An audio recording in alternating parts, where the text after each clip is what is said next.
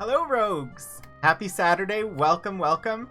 Hopefully you're enjoying the weekend. If you're in the US, it should be a long weekend for you, I hope. I know it's a long weekend for me, and of course, tomorrow I am not streaming because it is a holiday and I chose to take the day off. Hi, Rykar. How are you? Hi, Kira. So, yeah. Otherwise, I don't really have any plans. I plan to play Ultima today, and then Monday we're starting a new game. We're starting Riven for our Monday night streams.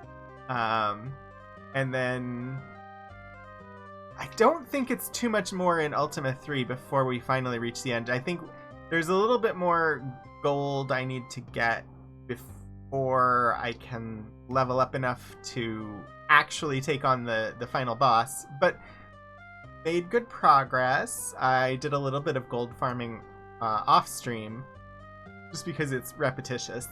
And then might be some schedule-y stuff happening this month for the stream, particularly for the Saturday stream. So I'm regular time today. I do think that the next 2, possibly 3 Saturdays, I'm probably going to be streaming a little bit earlier. So starting about 12:30 and only going for about 2 hours.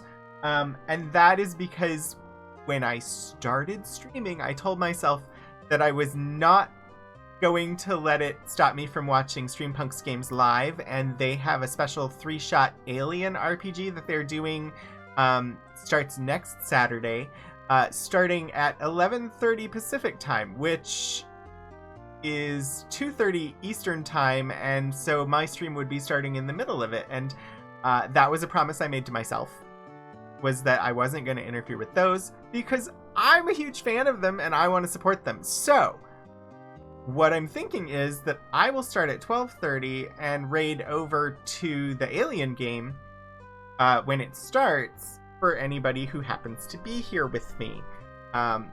So that episode 1, it's a 3-part that they're doing. Episode 1 is next Saturday. And so I think it's the next 3 Saturdays that I will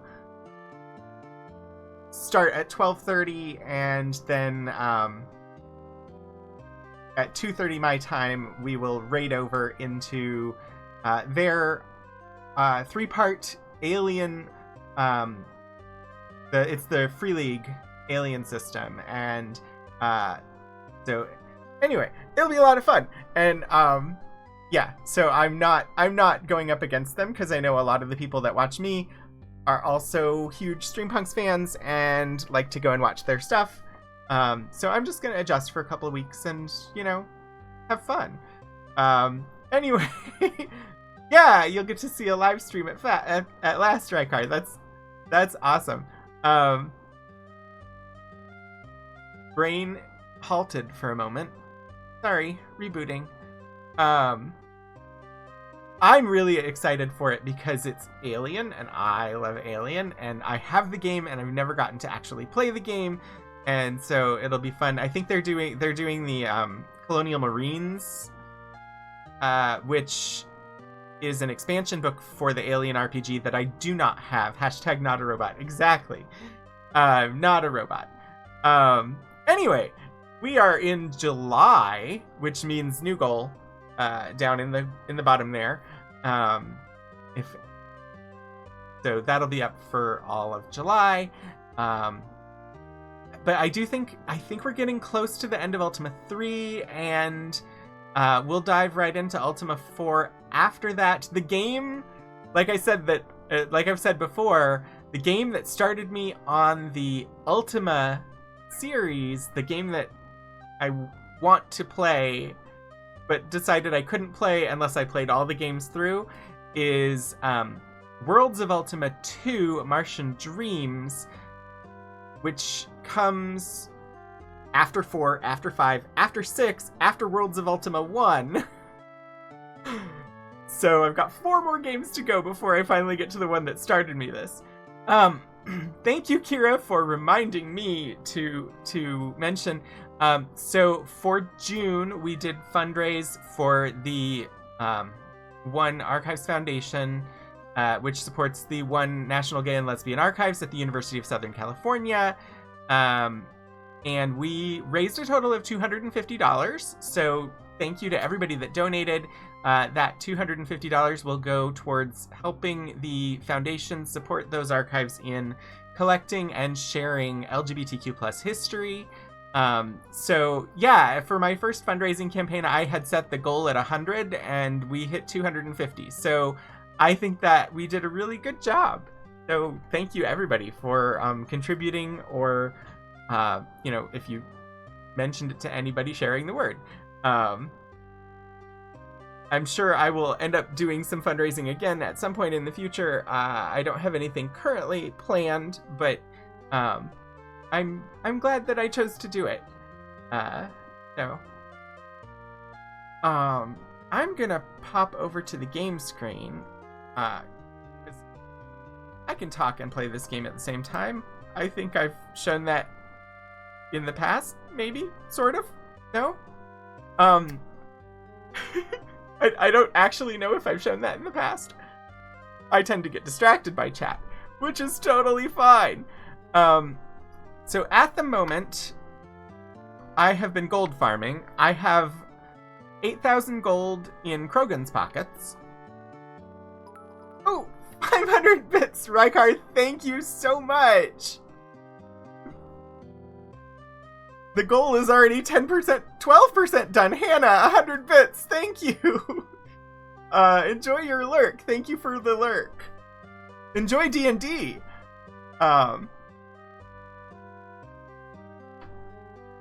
8,000 gold there.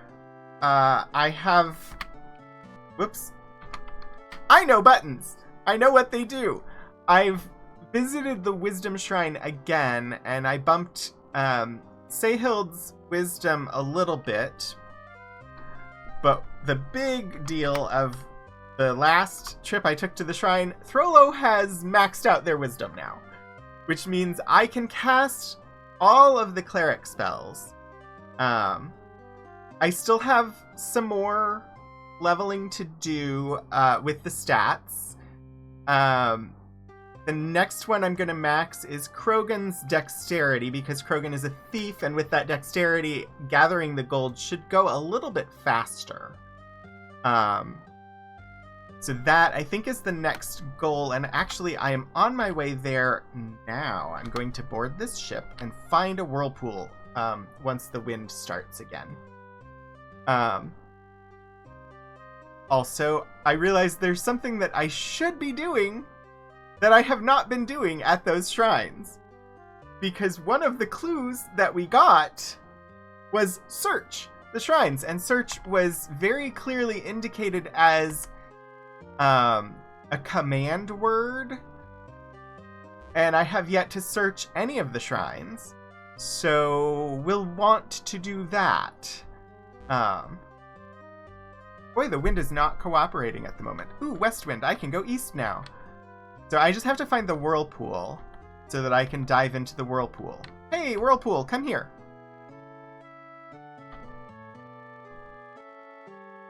No! What are you doing? I can't go east. I can't go east. The whirlpool's getting away.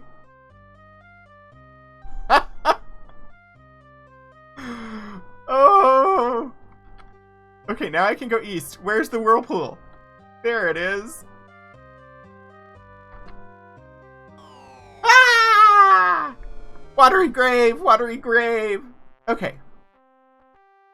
We want the dexterity shrine, which I have the clue book here.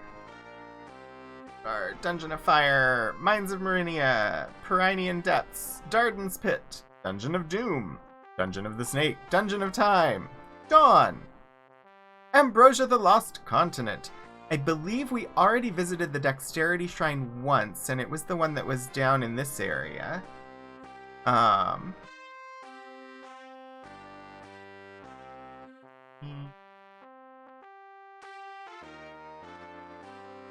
How do?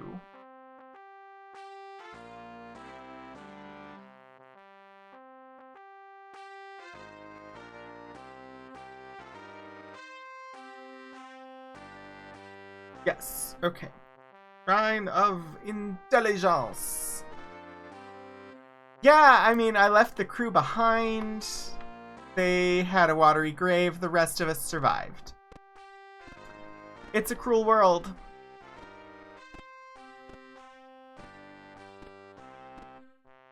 Okay, so somewhere in here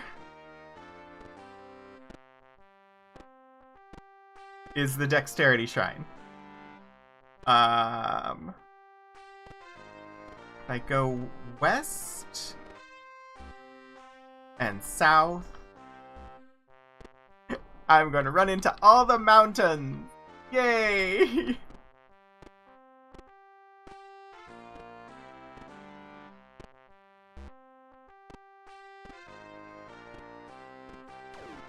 Uh-oh. I hear the ship. There it is. I want to attack the ship, please. Thank you. There's only 2 of them. How quaint. Come here, little pirates. Let me killeth you. Actually, I can show off. Maybe it'll work?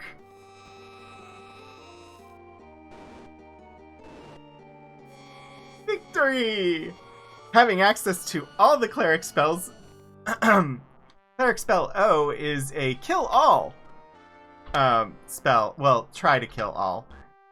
It attacks all of them at once. And it doesn't matter what kind of creatures they are.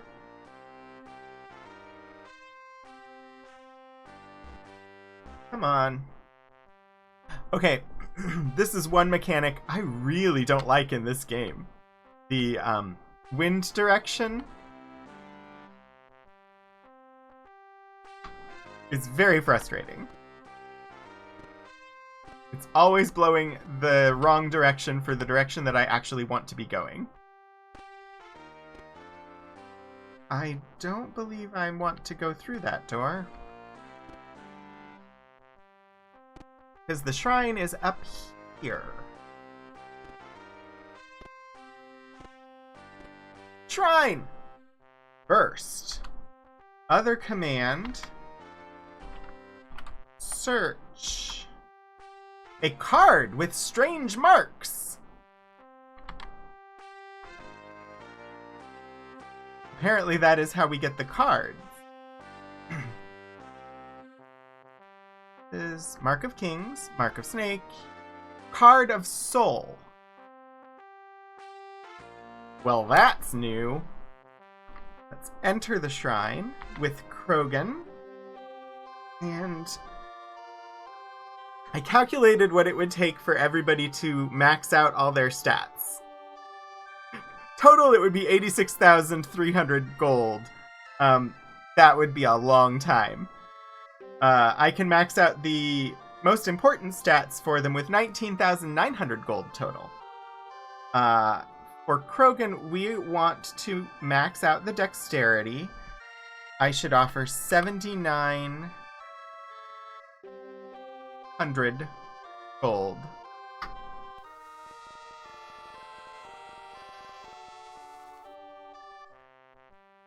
So, dex of 99!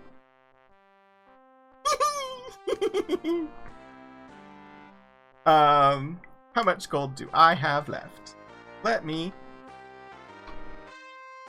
join the gold to Seyhild.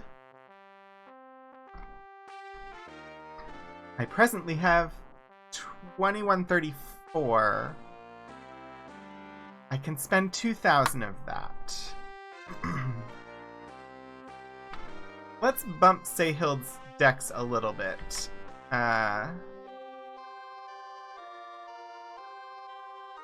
2,000 is 2,000. Because Seyhild had super low dex and therefore could barely hit anything. So while it's not one of the primary stats I'm worried about bumping, for her character, it is worth doing anyway. Okay.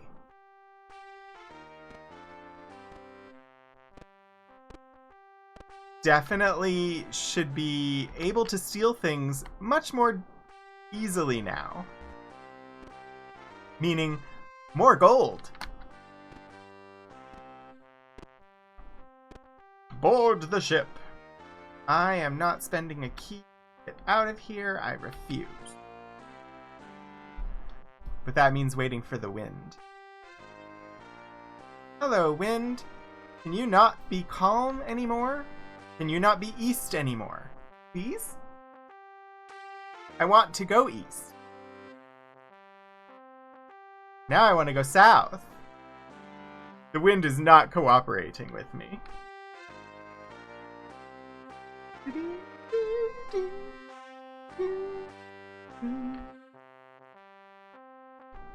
Come on. We're going to do this. We're going to make it. Just need to get back to a place where I'm on land. Exit the boat. Okay. How about we search the Wisdom Shrine? Well, no, I still need to go back to the Wisdom Shrine, so we'll search it next time we go there. Don't want to open the doors. Don't want to open the doors.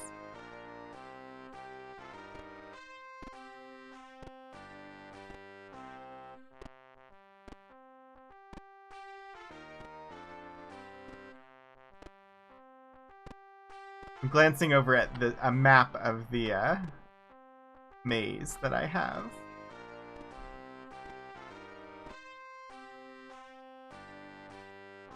Which doesn't guarantee I won't get lost.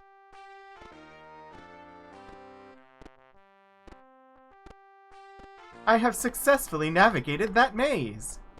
Woohoo!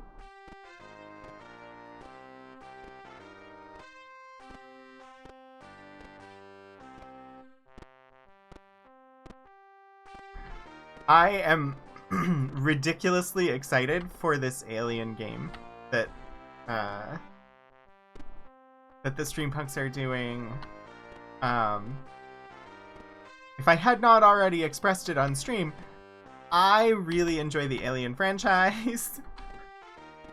My coasters are deck plates burned through by alien acid blood.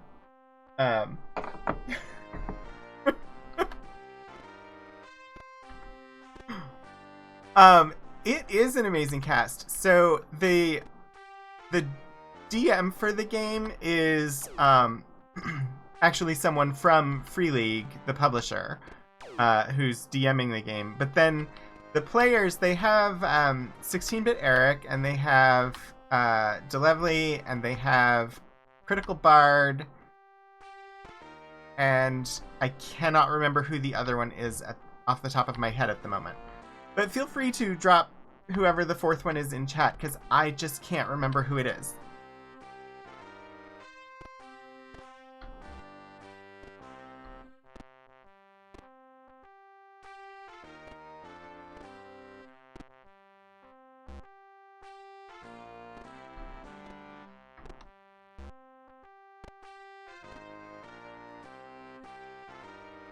But I'm really excited. Honestly, I'm excited for anything Alien, and getting Alien combined with the Streampunks just means it's going to be a glorious time.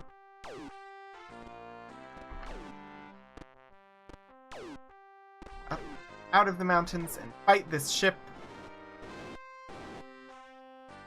Fighting the ships. Eddie Doty. Yes, Kirby.Matrix.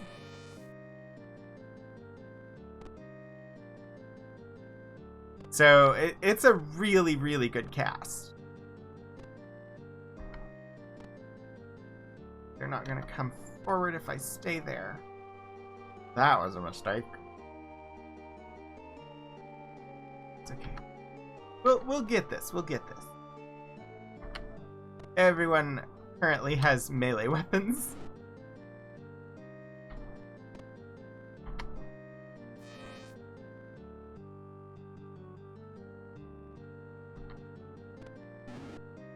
And other RPG entertainment news, Luke Gygax announced today that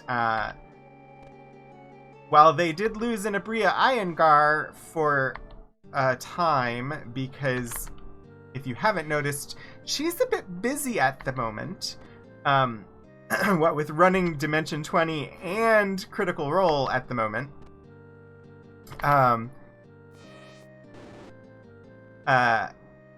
Eliza Pearl will be joining the cast of the Gax Pack starting tonight.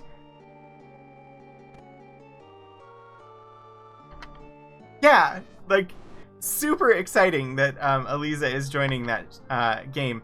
If you've not been watching the Gax Pack, it is full of chaos. It is absolutely wonderful, and basically the entire cast are DMs who run RPG shows. So the Gax Pack, it's Jason Charles Miller is the GM, and then they have Adriana Cazador, B. Dave Walters, Eric Campbell, and they had Abria playing, but as she's really busy at the moment, they're going to have Eliza Pearl, and they have Vivid Vivka also playing. And basically, I'm not sure about Vivka, but all of the others are DMs.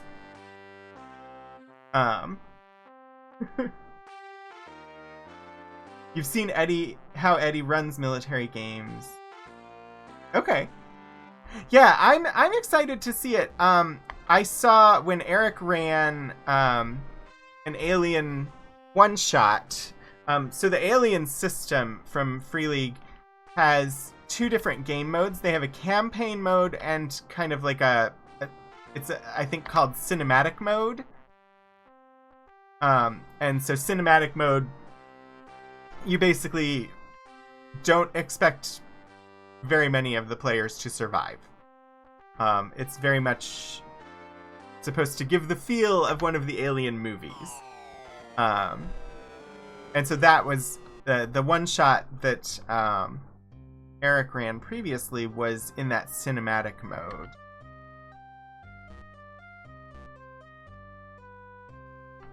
These winds. Can I just fly an airship and then not have to worry about winds, please? The winds are messing me up. Yeah, the cinematic games are designed to be one-shots. Hi, Tony! How's it going today? I'm not sure where I am on the continent at the moment. Oh. Okay, I want to go west.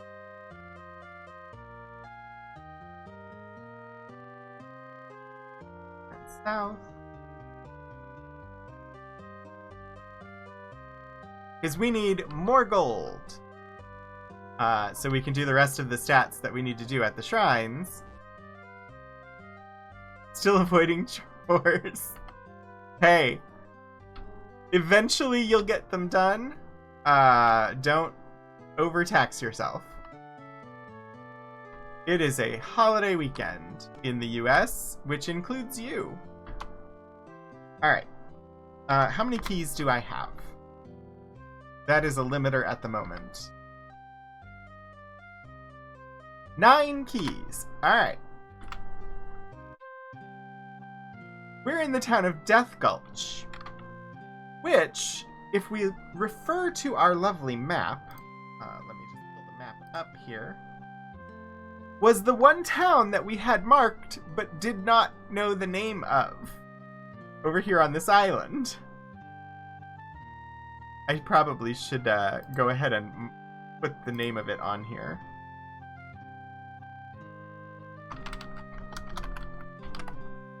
Death Gulch. Let's format this. Font white. Font.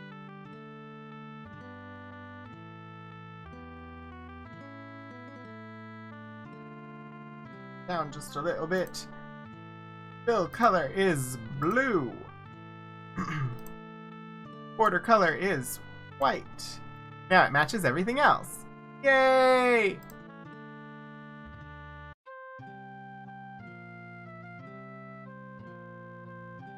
Alright, so we are here in Death Gulch to steal, steal, steal. This is what most of my morning has been, is coming into Death Gulch to steal. But we have maxed out 2 very important stats doing this so far.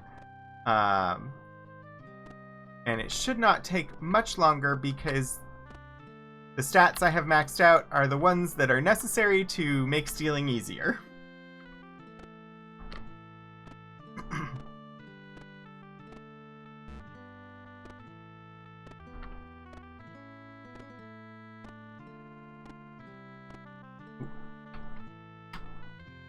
I should heal.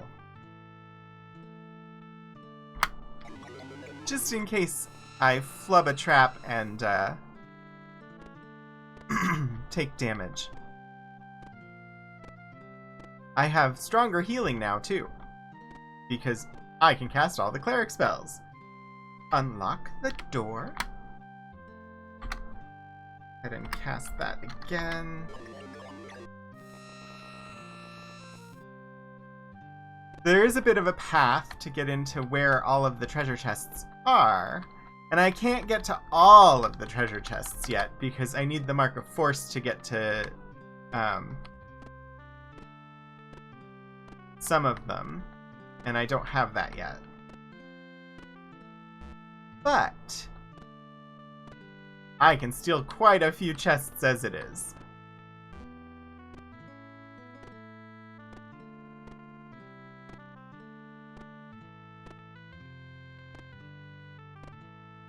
This town is built in the mountains and deep forests, and it has a lot of little secret paths in it. Oh no! A guard! What shall I do? Bribe. Not enough gold? What? I had 100 gold left. Join gold.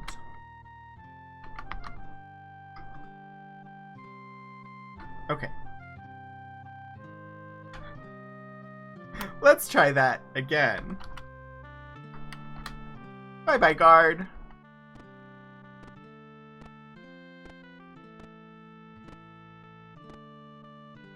Hello, chests.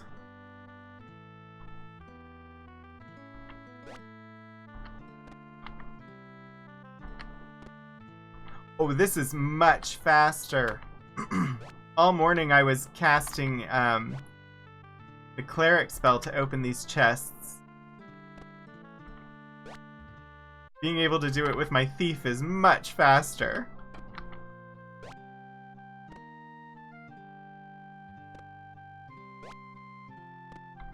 And having 99 dexterity means I'm avoiding basically all the traps.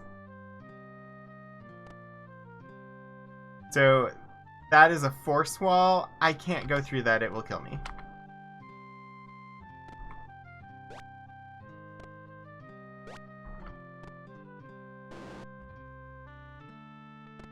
I finally set off one trap.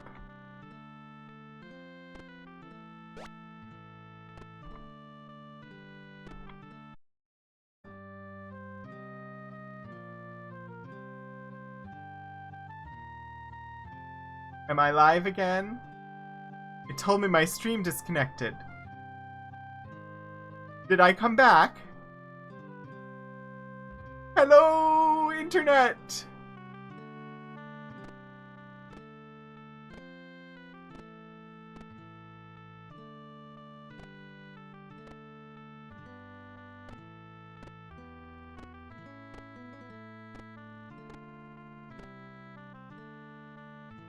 Okay. I do not know why it decided not to work, but it came right back.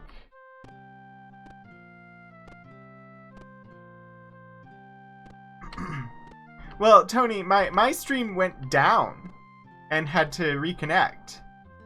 So I don't know what it looked like for all of you, but I got a message that it had completely disconnected. So it's set to automatically try and reconnect, and there's a little bit of a delay, but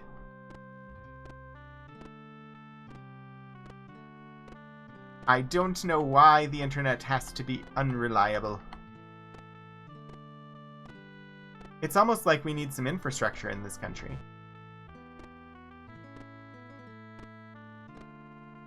Oh, yeah, okay, good.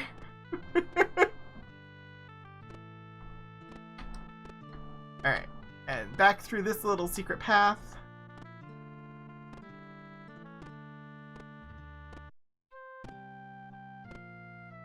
It's more likely my internet.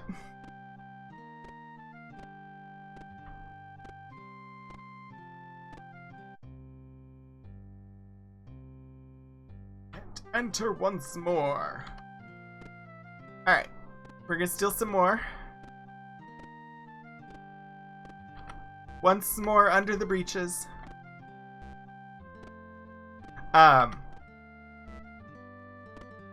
So I took a quick trip over to the grocery store this morning, which is a bit of an unusual experience after the last 15 months where my grocery store trips were all pre-planned and happened once a week and were very stressful. Well, the stressful part happened this morning too, but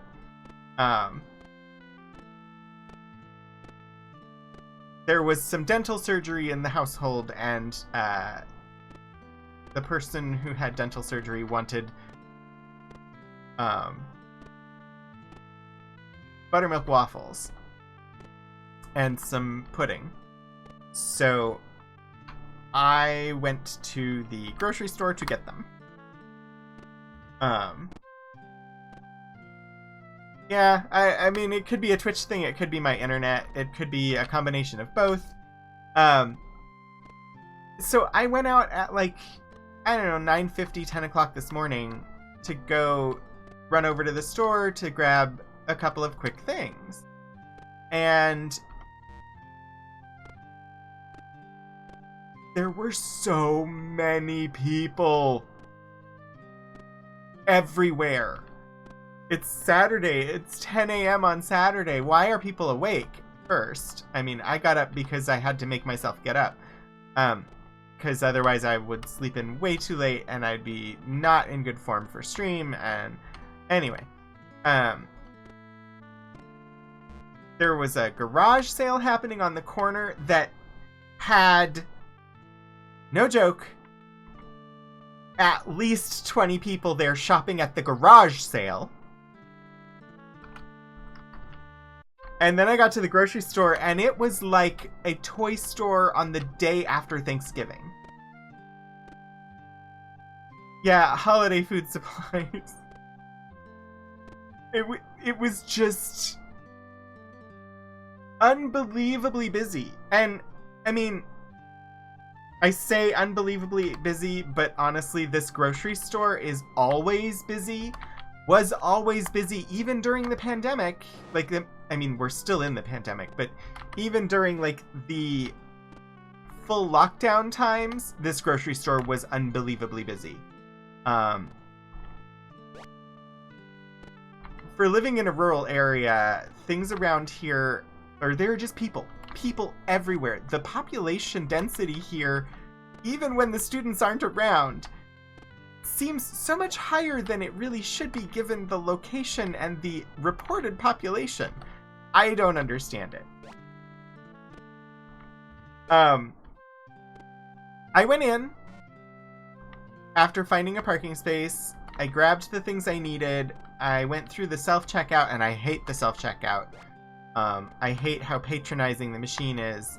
And it talks at me and tells me things that I don't need it to tell me. And anyway, I really dislike the self-checkout. Mostly just because of the automation features and the fact that I worked multiple retail jobs in my life. I worked at Toys R Us. from high school until the start of college, and then I worked at Old Navy and the Disney store both, and I don't need the machine to go super slow. And like, I had 10 of one thing that I wanted to check out, but I had to scan each of them individually, and I had to bag each one before I could scan the next one. And I'm like, this is not efficient.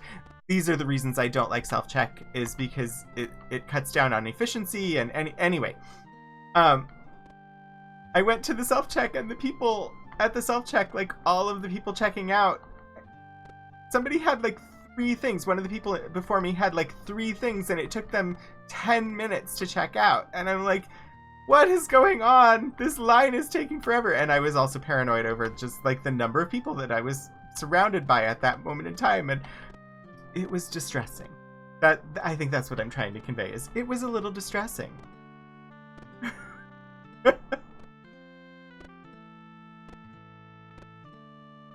Yeah, self-check was super busy today, and everybody was being really slow, and I am unaware of the ability to enter quantity and then scan at a self-check. If that is a thing, I wish that was something that was conveyed by the system rather than it telling me all the things that I don't need to know. But I've never discovered that capability at a self-checkout. Because they weigh, or they validate that you are bagging things properly by weighing the weight of the item after you scan it. And so you can't check out the second item until you've bagged the first item, or at least put it in the area where the bagging happens so that the scales register the weight. Which is also why it freaks out if you put like a cloth bag on that you brought from home, because it registers weight, and it's like, well, you haven't checked anything yet, so you should be putting weight on there.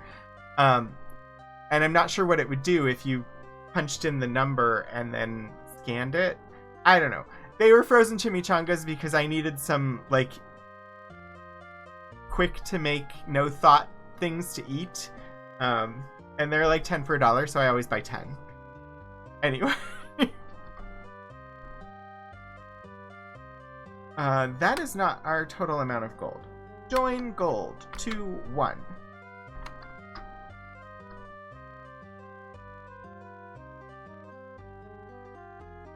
That is our gold? Oh, that is our gold, because... Okay, yeah, never mind.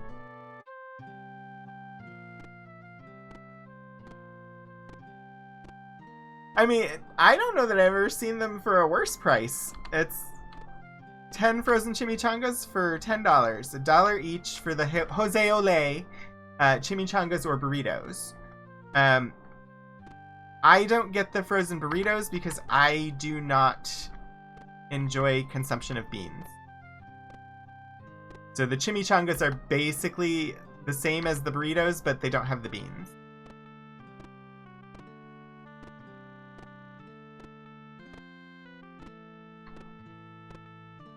And I usually get 5 of the chicken and 5 of the steak or beef, and this time I just got all beef.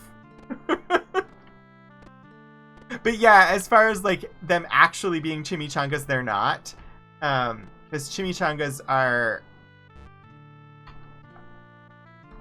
the actual dish. Chimichangas are deep fried, and these are not. These are just wrapped in a tortilla the way like a burrito is.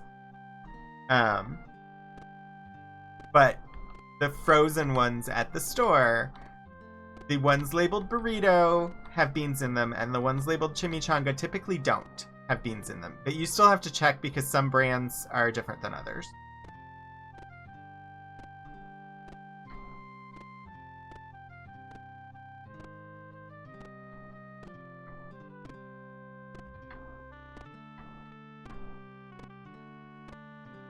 Beans are just one of those things that my body doesn't process very well, so I tend to avoid them. Don't like, A, I don't really like the taste of them, and B, I don't like how my body will react later in the day. So I just avoid them. Bribe the god, please. There we go. Bye-bye, guard. Thank you for being cooperative. Let's steal some treasure. Get. Ooh, bomb trap evaded.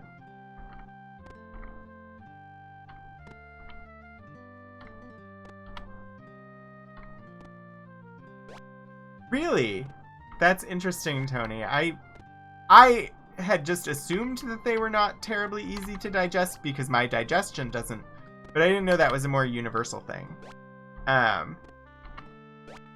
I do know that once they're sprouted, they're easier to digest. I don't have any problem with bean sprouts, but then, of course, nobody, like, restaurants don't even serve bean sprouts anymore because there's been so much contamination of them over the years.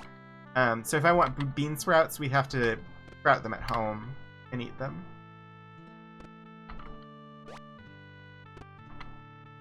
I actually really like bean sprouts.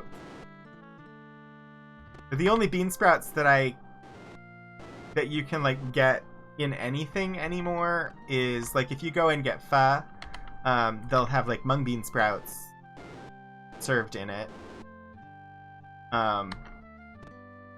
But I always used to get sprouts at like Jimmy John's and whatnot.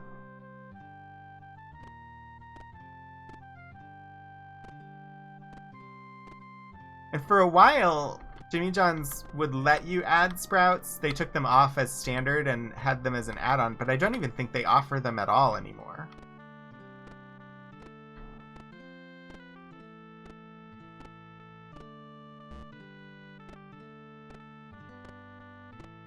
That's okay. They offer pickles on sandwiches now, which is a good thing. I am a fan of pickles.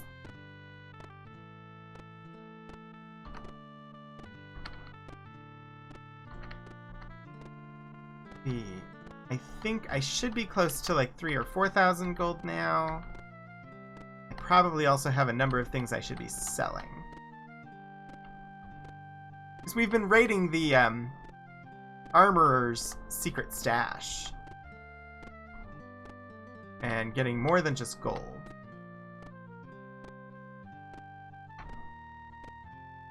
I'm going to run into the door. Yep.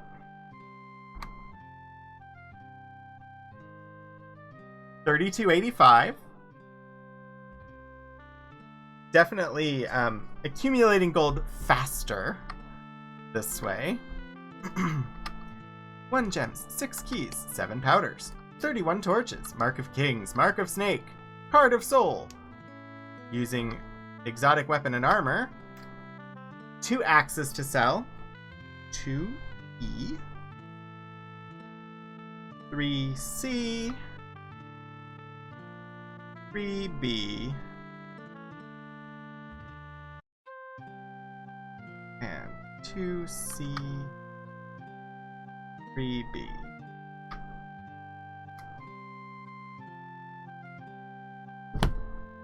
Let's go ahead and sell some of the treasure.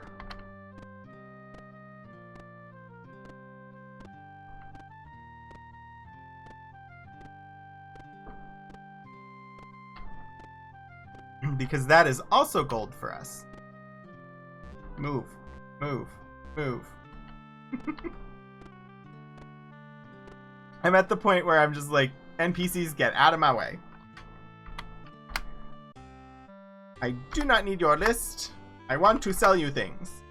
I have an axe, and another axe, and a mace, and another mace, and another mace, and a dagger, and a dagger, and a dagger. A dagger, dagger, dagger.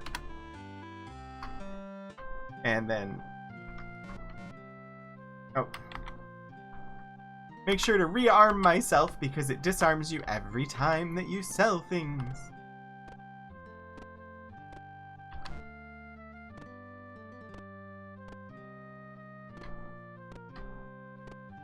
So, I'm not going to give away any spoilers, but I will just say that Exandria Unlimited has been very, very funny. The first one I will mention that a lot of the humor in the first one is toilet humor, but I was struggling to breathe. I was laughing so hard with the second episode.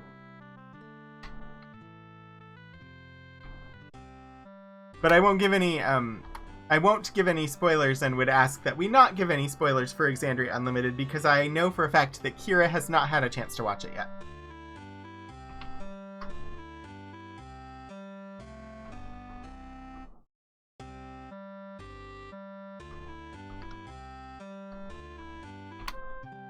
Where? Exotic armor. And having sold those treasures, we're now up to 4,200 gold. Woo! At the moment, to max out the other things I wanted to max out, we need 10,000.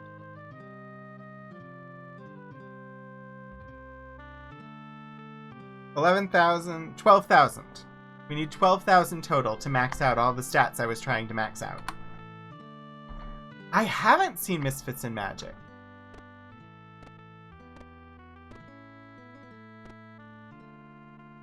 Wait, how to drop out what?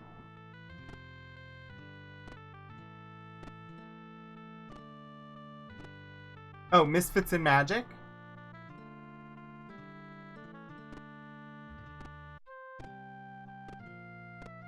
I'm not familiar with Misfits in Magic.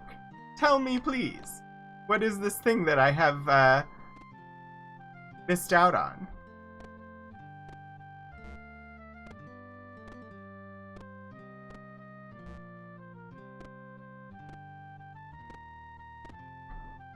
Oh, Abria's other show. Okay.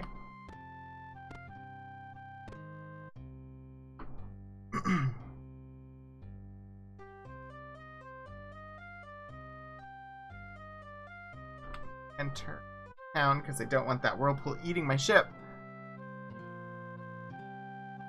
Gotcha. On Dimension 20. I have yet to watch any of their stuff, mostly because I've been catching up on things that I missed at the end of Geek and Sundry. Oh,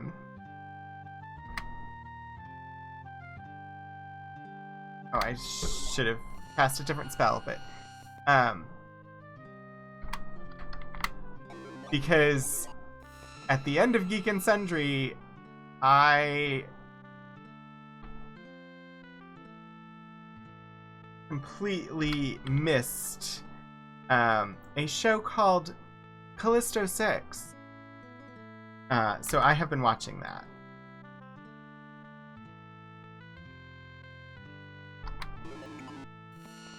It took me this long because I decided to rewatch, because I couldn't remember what I had seen and what I hadn't. I knew I had seen at least part of Eric's TBD RPG, and I knew I had seen at least part of Shield of Tomorrow. But since I couldn't remember, I had to go back and watch them from the beginning all the way through.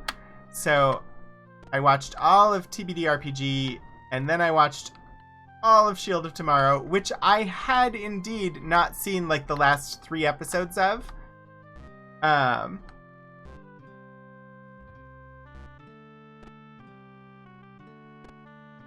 I don't want to be down here anyway.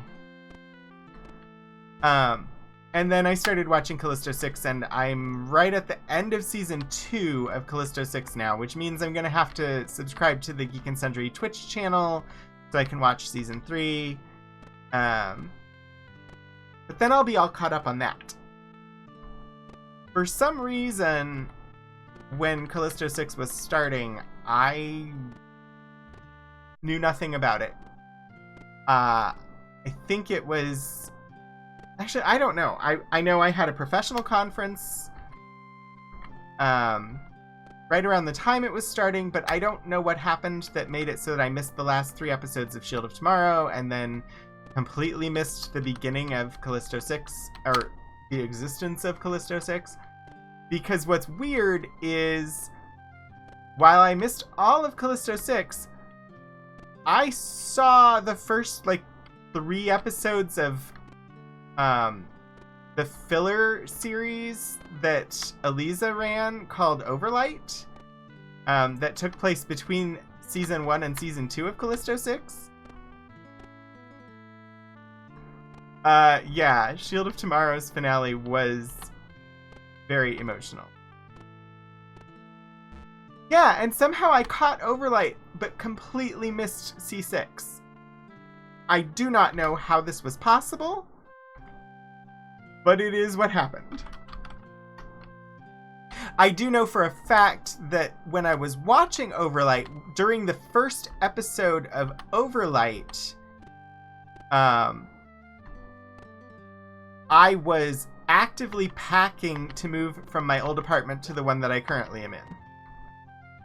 And so I know I saw the first 2 or 3 episodes of Overlight, but sort of wasn't paying full attention because I was in the process of moving.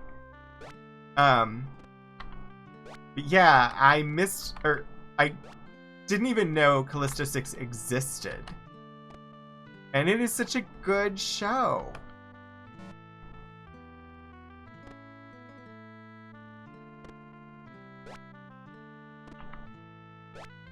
So I've been rectifying that. I'm still behind on many other things. I always intended to go back and watch the C-Team,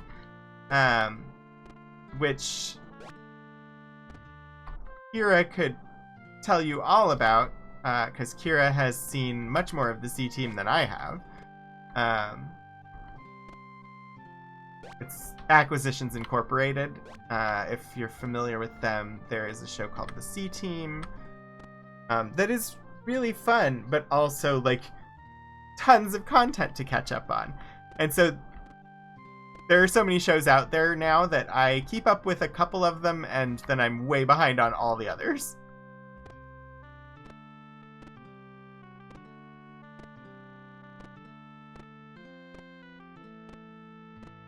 And I have yet to manage to see any of Dimension 20's stuff.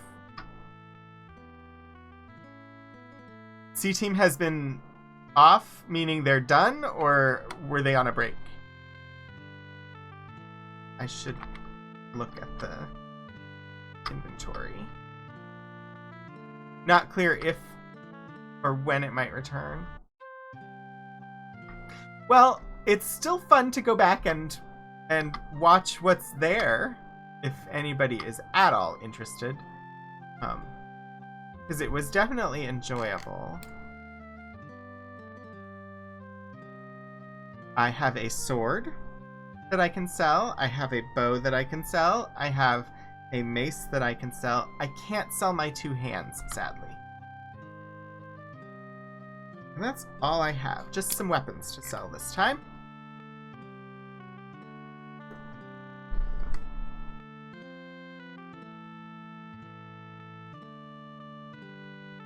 So when I started to try and get into the C-Team, it was a little hard for me at first because if I remember correctly, they started and it was just like a podcast at first. Is that correct? Either that or I tried to start with Acquisitions Incorporated.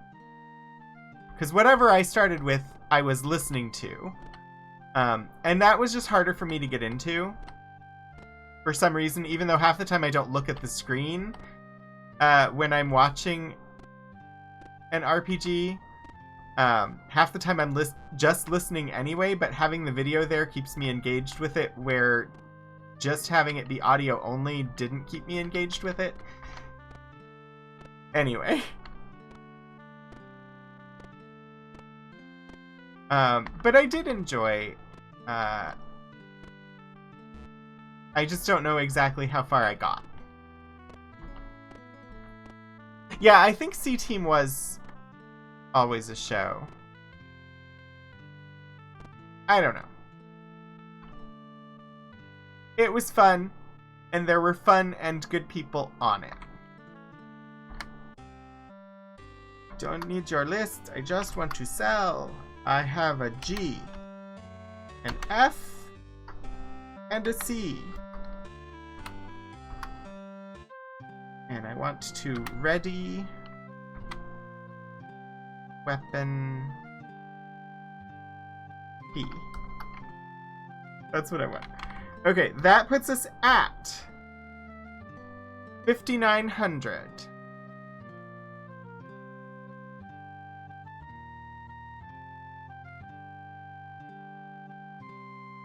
Which is enough to do one of the stats that I still want to do. I think a couple more trips in and out of Death Gulch, and we should have enough money.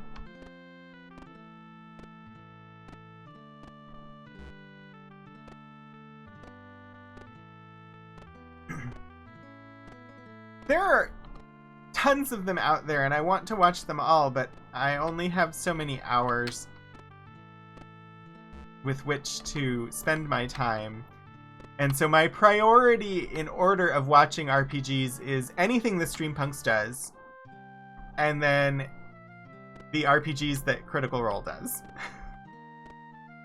Except that on Thursday nights when Critical Role happens, that I have had that time set aside for RPG watching for a long time, so it's really easy for me to keep up with the Critical Role ones, as long as they're happening on Thursday. When they've done special things that weren't on Thursday, I haven't always seen those.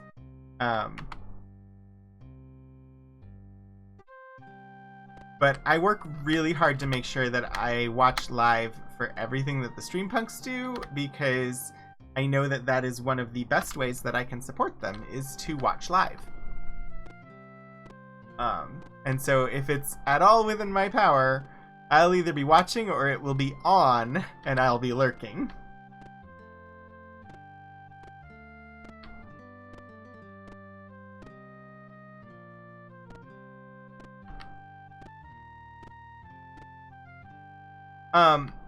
Yeah, I tried, so,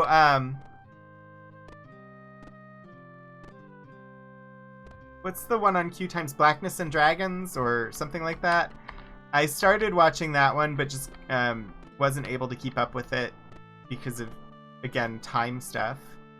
I've seen part of Into the Motherlands, but I'm behind on that one as well.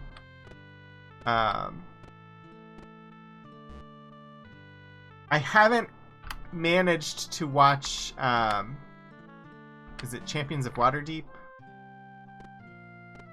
Whichever one it is, Rivals of Waterdeep. I haven't managed to watch that one yet either, and I've wanted to watch Black Dice Society, but I have just not found time to do that. I think Black Dice Society might be the next one I watch. Once I finish catching up on Callisto 6, I might try to do Black Dice Society next. Yeah, Rivals of Waterdeep.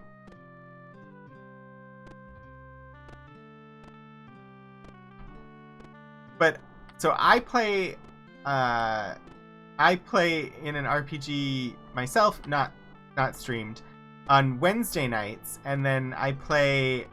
I have my regular game that I've been in for years. That's generally on Saturday nights, and I'm about to be. We're still in the planning stages right now, creating characters, and logistics of recording hasn't happened yet, but I'm going to be in a podcast RPG coming up that will be a Powered by the Apocalypse Monster of the Week game. So that will take some more time, because anytime that I'm playing, I can't actually be watching other people play. But I'm excited to be able to play that game. I've never played Powered by the Apocalypse system before, and I've not, clearly, since I've not played that system, I've not played Monster of the Week before, but it seems fun.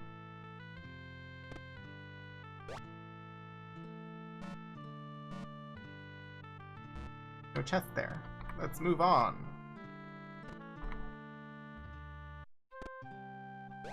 I think there's potentially another game that will come out of that as well. I can't remember what it was, because we all sort of latched onto the Monster of the Week first. So...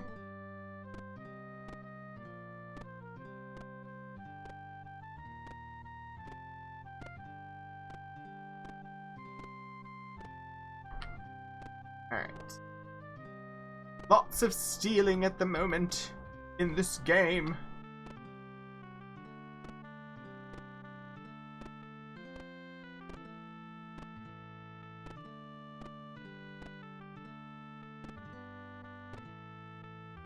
Yeah.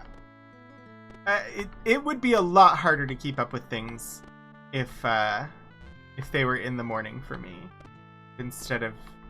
They're all late for me. So like Critical Role starts for me at 10 p.m. So usually I can make it to break and then I have to go back and watch the second half later. Clear Skies starts for me at 9:30 p.m. And I usually force myself to just stay awake for the entire thing of that. But yeah, I'm excited that you get to watch live.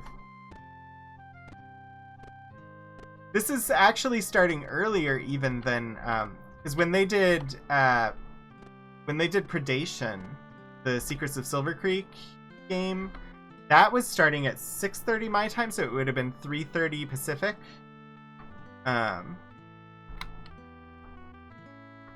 I can't translate that to your time because my brain doesn't do things like that.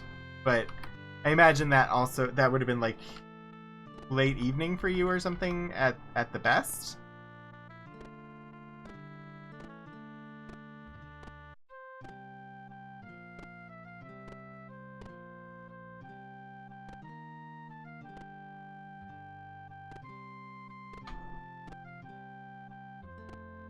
Get turned around in these mountains. Sometimes make wrong turns, despite how many times I have done this already. Okay. I should really pay attention when I do this. How many keys do I have left? 4! Okay. Enter town. Secrets of Silver Creek was at 3:30 p.m. Pacific on Saturdays.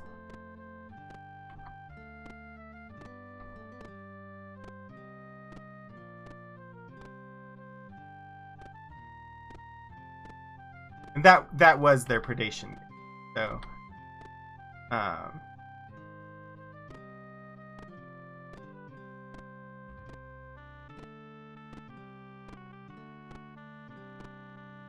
that one was a lot of fun. All the dinosaurs. I should cast a spell and do some healing.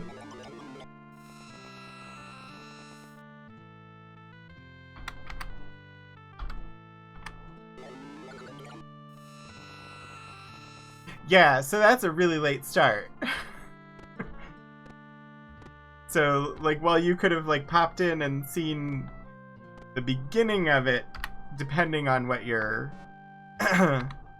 sleep schedule is like, it would have been really asking a lot to be able to see the whole thing live for that, too.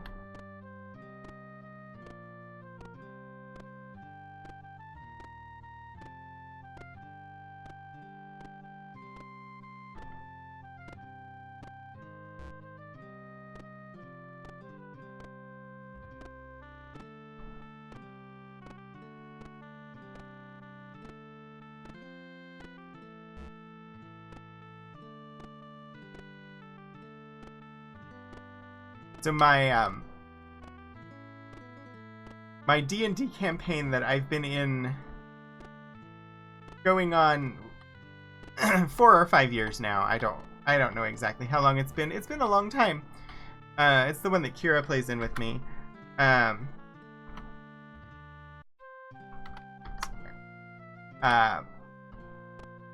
we're playing tomorrow what may possibly be our last session in that game.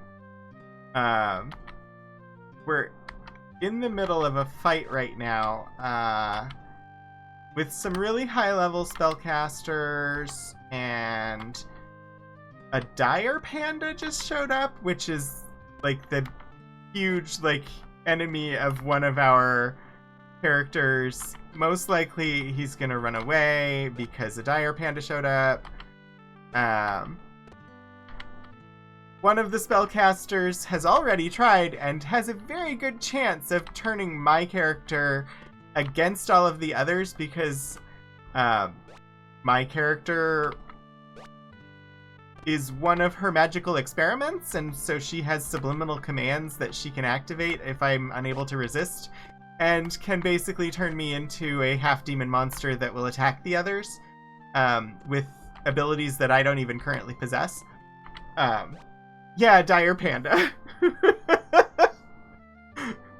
But my character is very much there to kill Fionola, who is the spellcaster who magically experimented on my character for 30 years. This is my backstory coming back to bite me now.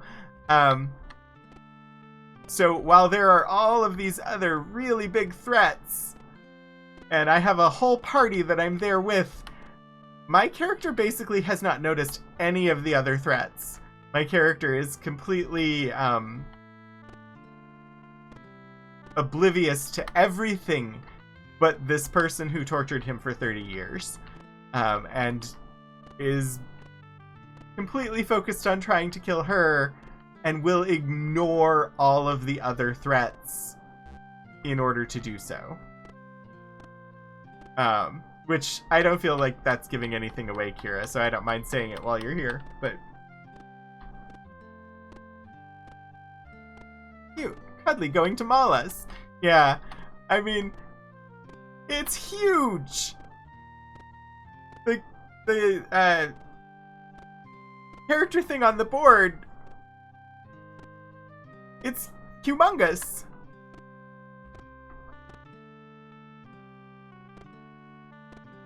So the dire panda is directly tied into one of the other characters' backstories, and I believe was an invention for this game.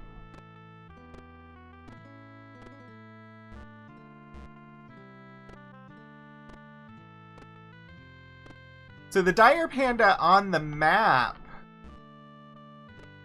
is the same size as the last giant creature we faced. What was it called? The one that killed me. Trying to think what it was. One of the big bads in D&D. The Tarrasque, yes.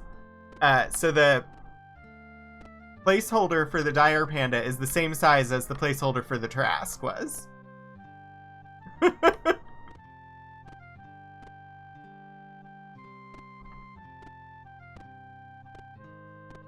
But it's on the other side of a wall, and apart from registering that it exists, I don't care about it.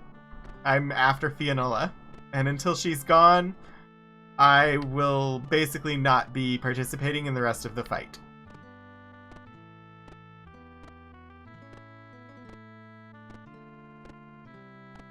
Unless she takes me over and makes me kill all of you.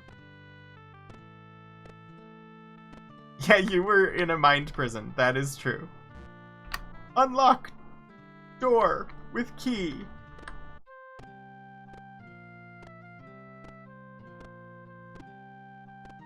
I won't be able to do this stealing run too much more before I have to go somewhere else and do something else. Because I'm going to run out of keys.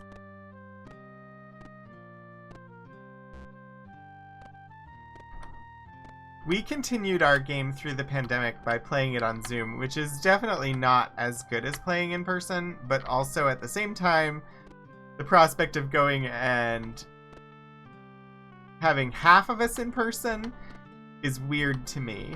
But some of our group moved during the pandemic and are no longer within close enough physical proximity to be able to show up physically for the game.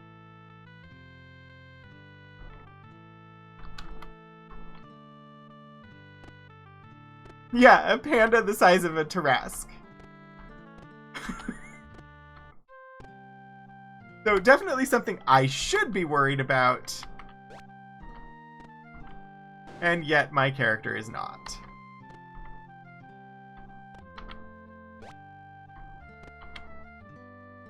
So the real question as to, I think the real deciding factor as to whether this game tomorrow night is going to be the last one or not is whether we're able to finish the combat.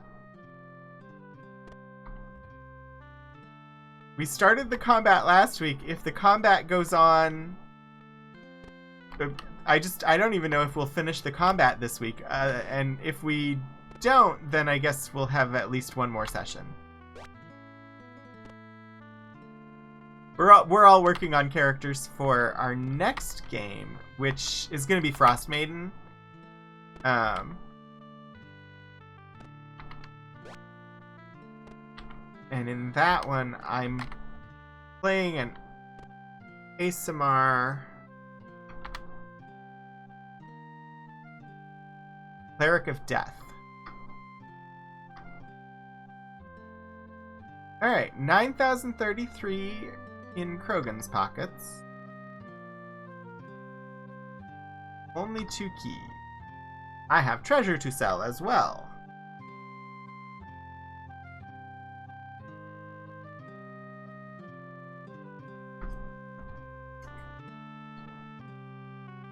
Take notes of what I have to sell. An axe, an axe, axe. A mace, a mace, a mace. Dagger, dagger, dagger. Chain. Leather. Cloth, cloth. But first, because I don't want to waste all of the gold that we just got, let me hand it to someone else. From player 1 to player 2, gold. 9,000.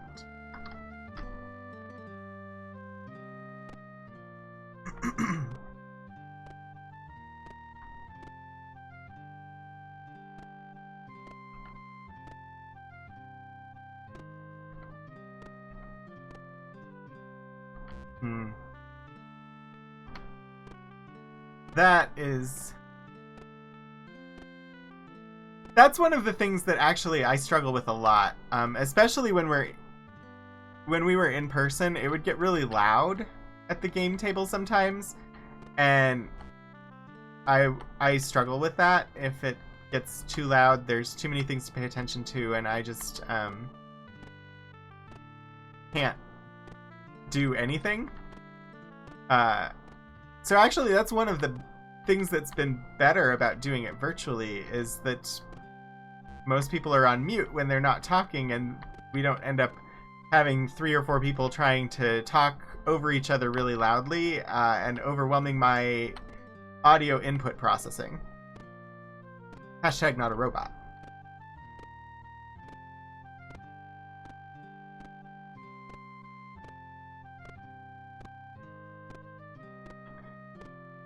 I'm gonna hit the door. I'm gonna hit the door. Because I pushed the button too many times. Alright, I'm going to sell these things, then we're gonna go buy... Kira, why would you suspect that I was a robot? Just because captchas are really hard...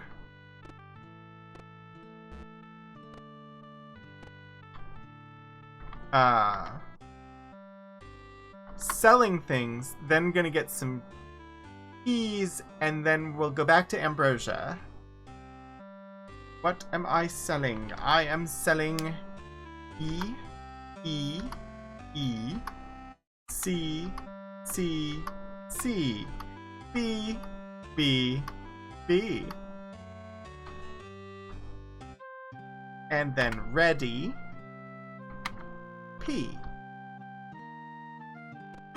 I've done this a few too many times.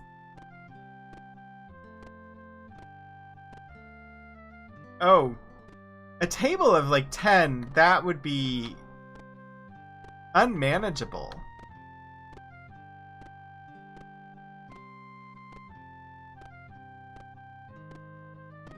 I have not played Vampire since 1997? 96 or 97 was the last time I played Vampire. I would be up for playing it again. Although, I feel like I would enjoy it more around a table than the way I played it in the 90s. For sale. D, C, B, B. The group that I played with in the 90s, it was fully LARP. We never rolled dice. Everything was acted the entire time. And I feel like I didn't really get any of the lore that way. Which is weird, because if you're acting, you kind of need the lore, but I knew nothing. And I feel like if I was actually playing at a gaming table, that I might get more out of the experience than I did.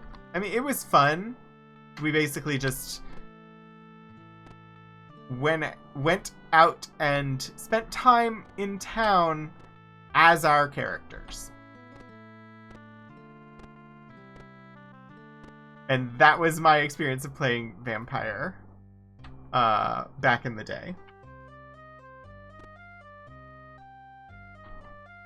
The most fun session we had, there was a carnival in town, and we went to the carnival as our vampire characters.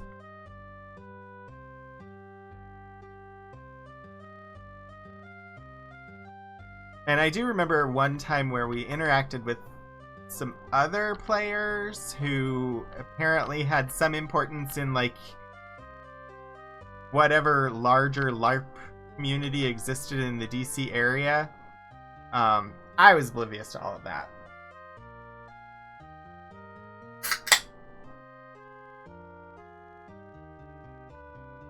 And in fact, my character, because I knew nothing, and we were, like, acting the entire time, my character knew nothing. I had it set up, my character had been embraced, but was a non-believer, didn't believe in any of it, and refused to believe that he was a vampire. Which became a little difficult when it came time to feed. They basically had to force me to feed. Uh-oh. There's news. If you are watching and you are a fan of the Streampunks, there's a new update in the Patreon that just dropped.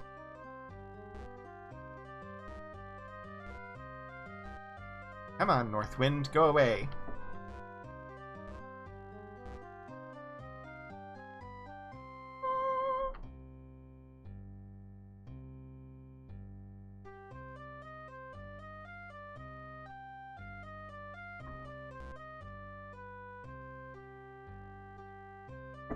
It doesn't look like there's anything super urgent in there other than the Aliza announcement about Gaxpack. I'm skimming the Patreon update right now.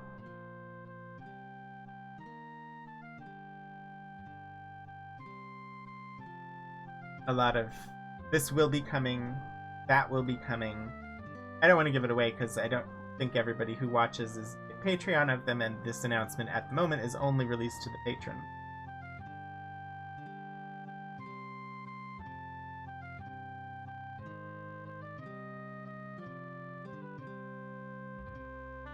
But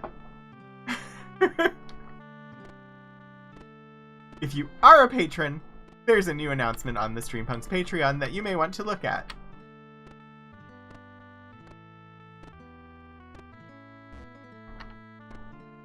Alright, we are here in the town of Fawn to acquire some keys, because I have been using them to steal from Death Gulch, and need to replenish them because I can't reach the shrines on Ambrosia without keys. Melba! Thank you for the 250 bits! Welcome, welcome! How are you today?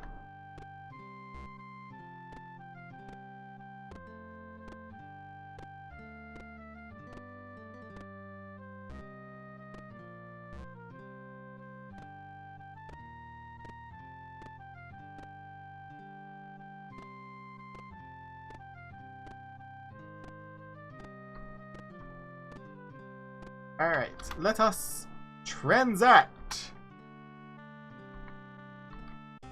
I want keys, please.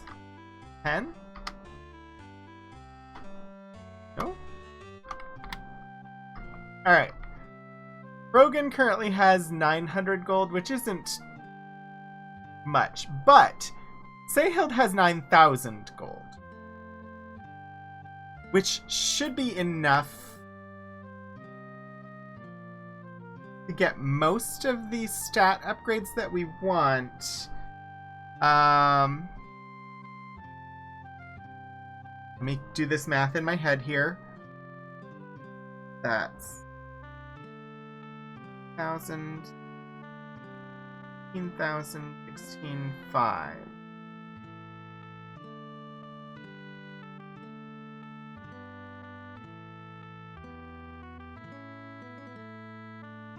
If I get together like 9,000 more,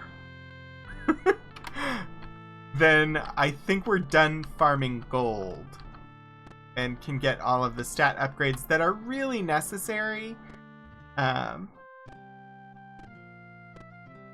Third day of rain. Is it welcome rain? That is the question. We had, we've been in the middle of our rainy season. Which, describing anything around here as rainy season doesn't tell you what time of year it is. Because it rains in the spring, and it rains in the summer, and it rains in the fall, and it rains in the winter. It rains a lot here. But, we've had some really hot days, and then when the temperature finally moderates to normal temperatures, we get big storms. And so on Thursday we had massive storms. I think it was Thursday. Yeah, Thursday we had massive storms. It was raining. Yes. Oh yeah, you did go to school here. Yes. You are right. It is referred to as Bleaksburg. So it was raining half inch to an inch an hour. Which, while I wait for the change in the weather here in the game, I had translated those amounts. So it was raining like an inch per hour, which is about 25 millimeters per hour, which I believe is the proper measurement for people who are not here in the US using inches.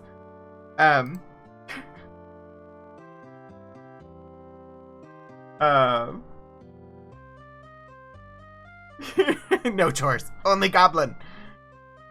So it was pretty heavy rain, and I had tweeted a couple of things about the fact that, the archives I work in is on the first floor, and we had rain coming through our ceiling, but there are reasons for that.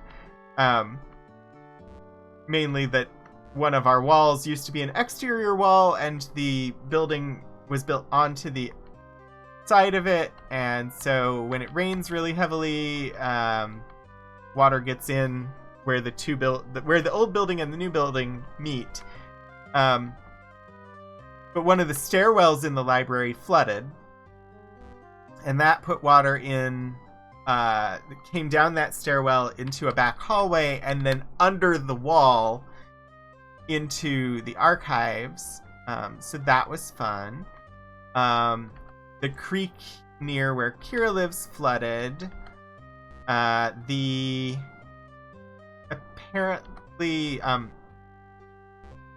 Eggleston Quad, which is just across the street from the library, flooded, which is honestly a common area on campus to flood. And then I saw a comment that made me think that possibly the parking lot where I park at work also flooded.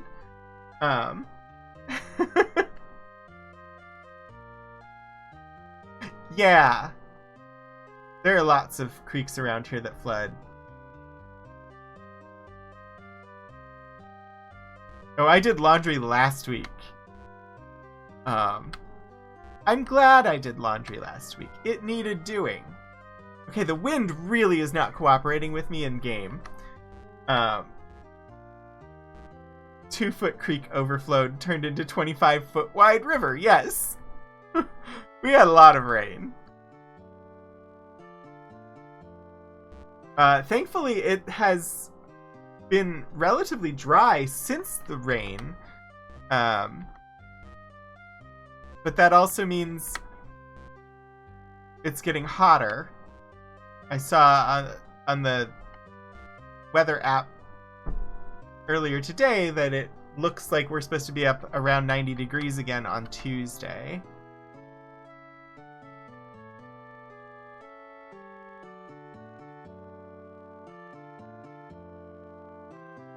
I procrastinate on laundry all the time. And especially during the pandemic. Well, I keep saying during the pandemic. We're still in a pandemic. During lockdown, I procrastinated on laundry a lot.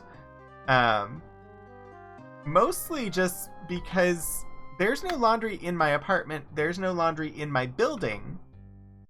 I have to go over to the building that has the office in it to do laundry. And it wasn't the nicest facility, and orders were really hard to get for a while, and all the machines were coin operated.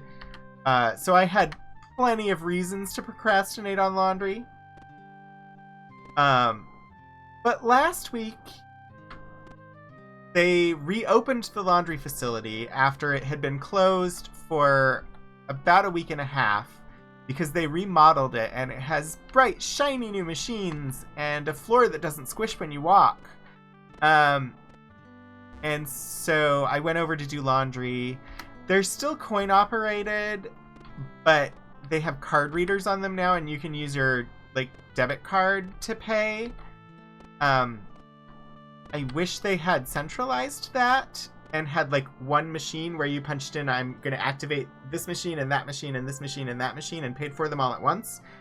Instead, if you use your card, you end up with multiple $1.50 charges, which isn't great.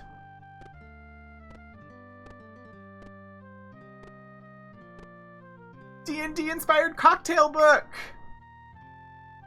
Oh wait, there's a one-shot and a subclass in the book? When are you running the one-shot? When do I get to be in it?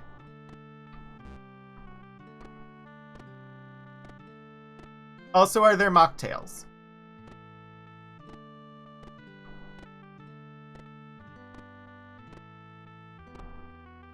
I must know if there are mocktails. I'm glad that a cocktail book published today aimed at the D&D community included mocktails. It gives me some hope. Not much hope. Some. I forgot what I was doing. I mean, after seeing the Gulf of Mexico on fire, not much hope. But the fact that that book included mocktails gives me some hope.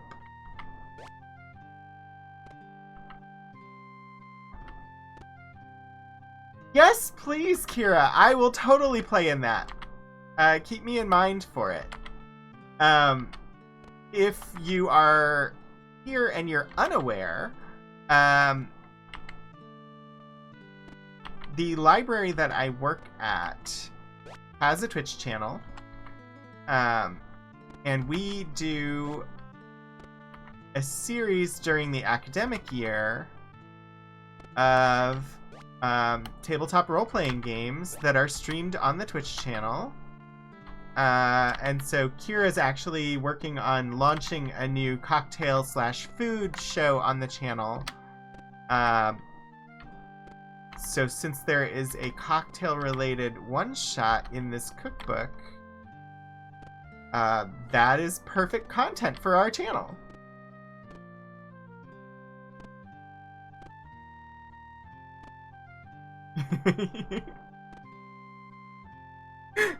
When you rode dinosaurs to class. A knee-high soda machine.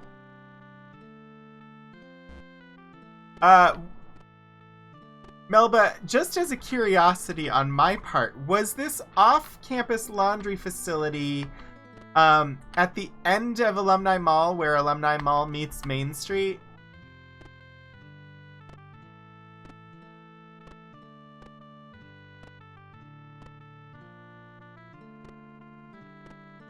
There are a lot of Star Trek cocktails. There was a... Is it still there? I don't know. The Star Trek Experience in Las Vegas. I don't know if it still operates or not. Regardless of whether it's still there, I know it had a number of cocktails that were developed specifically for it. It's still there. Yeah, so and some of their recipes are available online for the cocktails that they offer at the Star Trek Experience.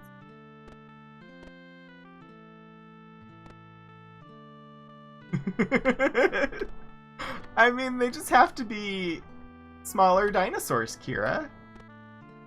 Like the velociraptors from Jurassic Park, even though they are not historically accurate in any way, shape, or form for what a velociraptor actually is like, or was like, you could ride one of those under the arches.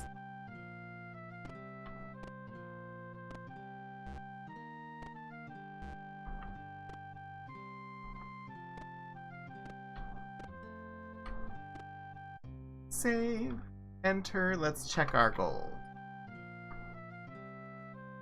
Currently at 1939 plus the 9,000. Not quite enough. Got a little bit more stealing to do. Students on chicken-sized dinos.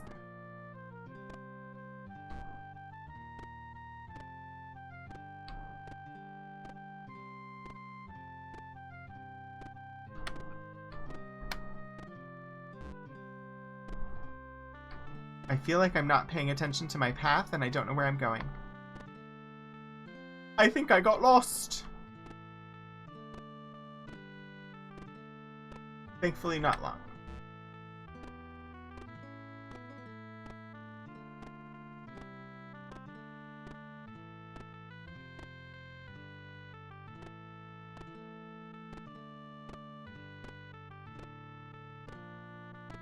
Yes, Kira, share.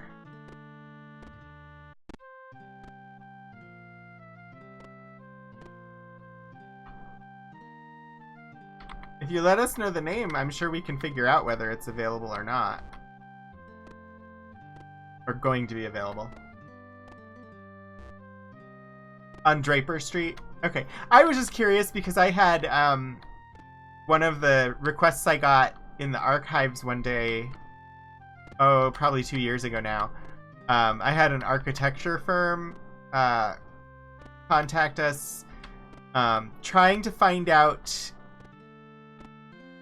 what had been historically been in the buildings that are right at the end of Alumni Mall. So the street meets another street, and they wanted to know what buildings had been right here that faced out into that street, or they wanted to know what had used to be there. I'm guessing because they were involved in a remodel of the buildings and they wanted to know what used to be on that site. And when I went digging, I discovered that one of the main things that had been there was a giant laundromat. So that's why I asked.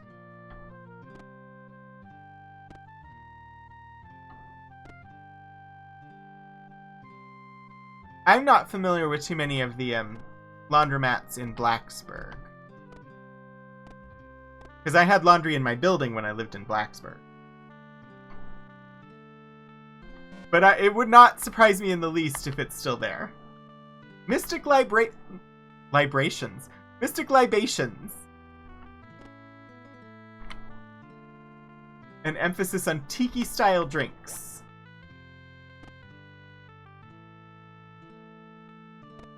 Also, it appears there is a recommendation for...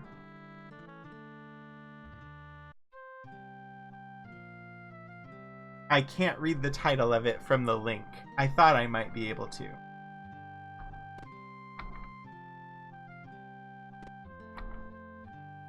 Genameister cocktail recipe? Something like that?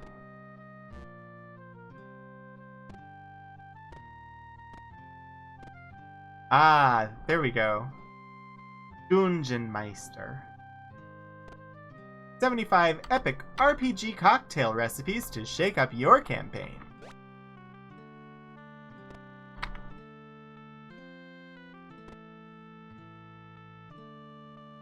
Valley Cleaners. I mean, I'm sure there are quite a few cleaner or laundromats in the area, because so many apartments don't include laundry around here.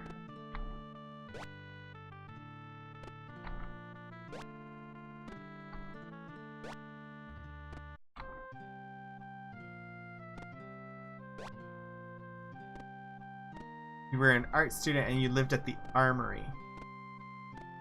Kira, which building is the Armory? My brain doesn't have anything associated with Armory on campus. Which either means it's not called that anymore, or it doesn't have a Pokestop. Because honestly, most of the way I learned about buildings on campus that were not directly related with diversity and inclusion work or the library is because they had Pokestops. Across from Bolo's, down from the milk parlor. Okay. Oh, okay.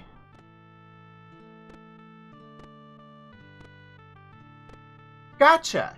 I did not know that that was the Armory. I know which building that is. And yeah, it is right between two Pokestops. I have played way too much Pokemon Go in my time. But it did help me learn campus. Let's see what I have to sell from all of this stealing.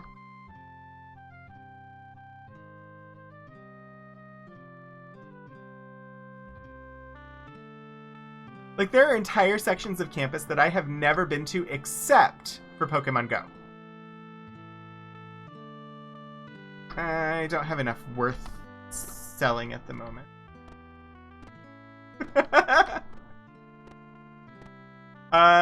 Yeah, I mean, it's some inside references, yeah.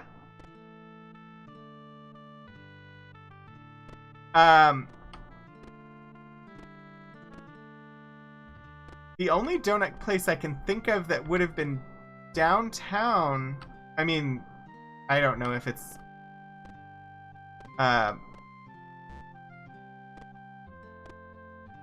brain won't give me the name of the donut shop. It's been like a year and a half since I've been there. Carolese, thank you. Yeah, I was thinking my only guess would have been Carol Lee, which is not downtown anymore, but still exists. But I thought Carol Lee was right on College Avenue. Near where, like, Happy Walk is now.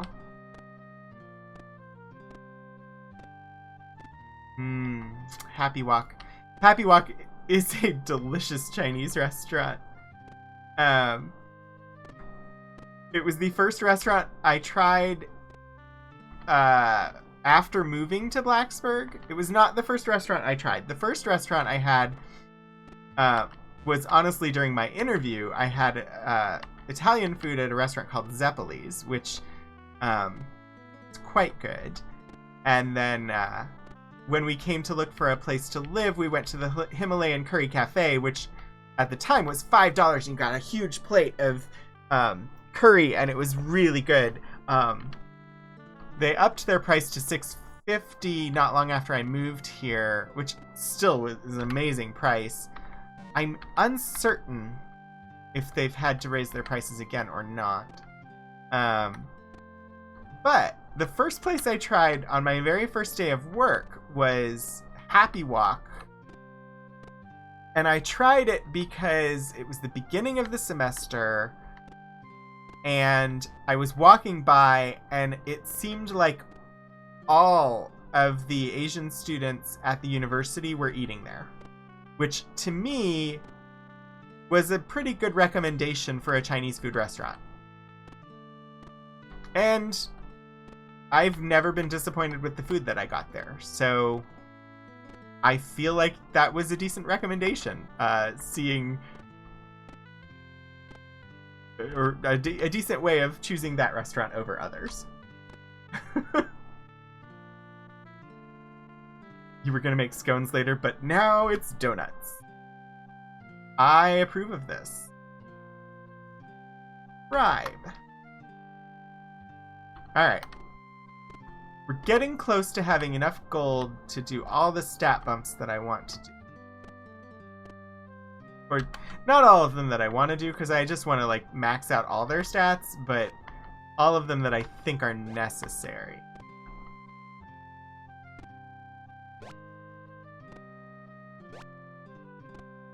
It is fun having a thief with their dexterity maxed out. Because most of these are trapped, and I can just open them.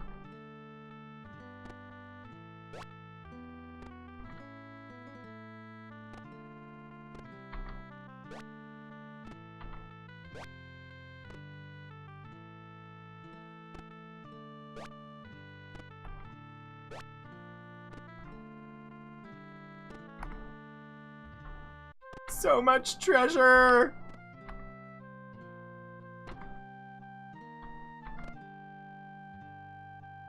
Time to move the laundry to the dryer.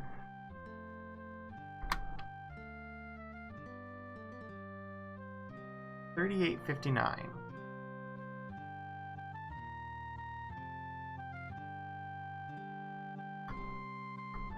How much saleable items do I have? I have stolen your goods. I will sell them back to you. Let's see, I have a sword. And an axe. And a mace. And 3 leather armor. And a cloth armor. And I can sell all of those, because I don't need any of them. Let's sell them, see how much we have, and I think one more trip in might be enough, and then we'll head back to Ambrosia. To the shrine!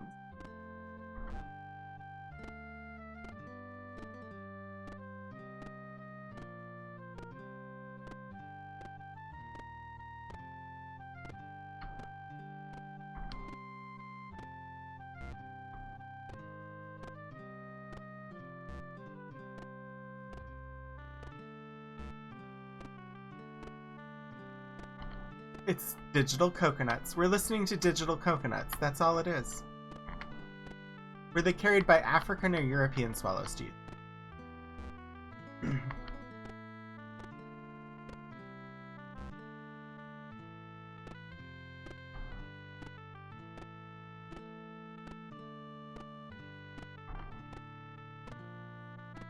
I'm now remembering, didn't coconuts come up in stream on Wednesday? I feel like a Monty Python coconut reference came up on Wednesday, too.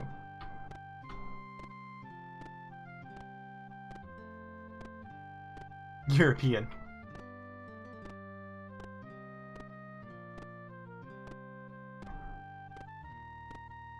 Because I was talking about swallows. Okay.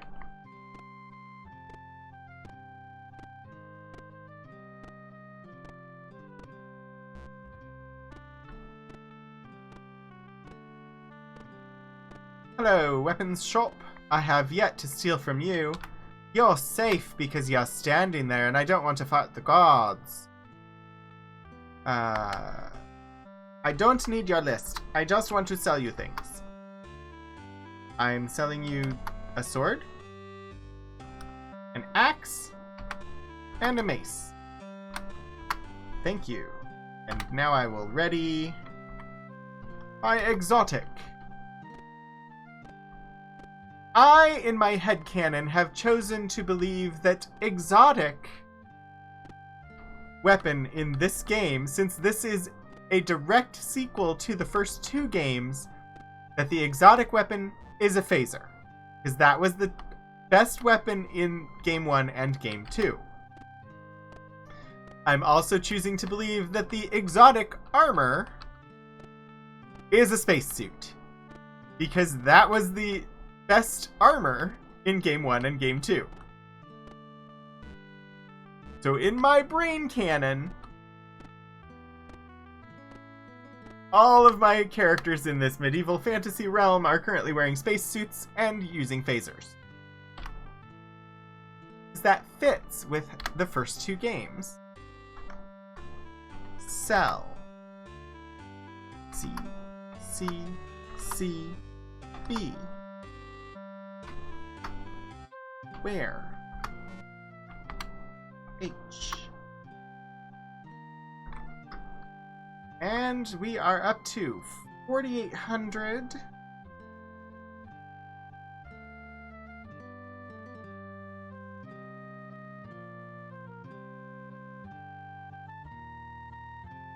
So at the moment, what I want to max out Sehild's intelligence and wisdom, because Sehild uses both wizard magic and cleric magic, and that would max out their magic potential. And I want to max out Sage's intelligence because Sage can do wizard magic, and that would max out the magic potential that Sage has. Those are my priority stats to max out. There are others that would be beneficial, like maxing out Dex for all of them. But those are the three that I'm focused on right now. And to do that, I need 5,500 gold to do Sehild's intelligence, 1,500 gold to do Sehild's wisdom. So total there, I need 7,000 gold. And then I need 5,000 gold for Sage to max out intelligence. So 7,000 and 5,000 is 13,000.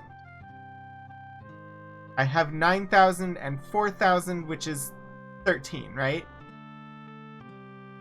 Yes. Okay, I have enough. We can go back to Ambrosia.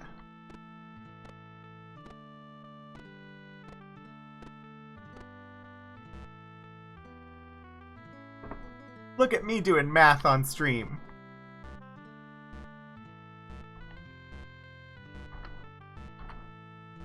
If I move to the side, he's just gonna move and get in front of me.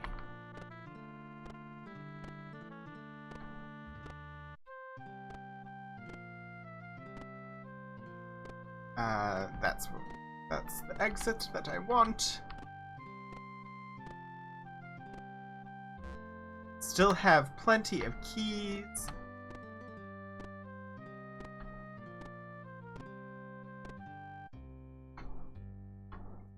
Game. Board the ship. Find the whirlpool.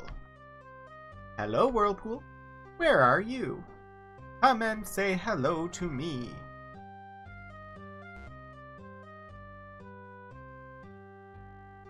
Waiting for the south wind to change so that I can continue on my way.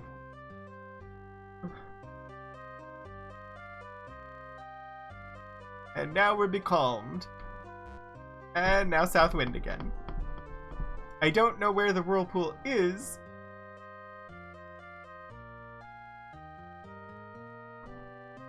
It was over here before. Seems to have moved on.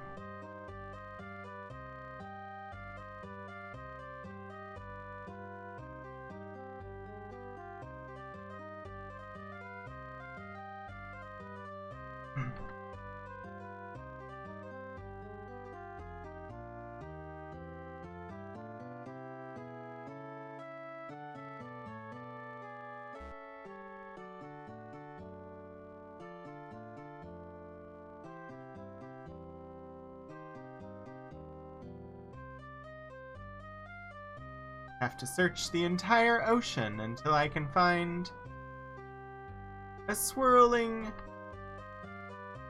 region of water that will suck me to the undersea continent of Ambrosia.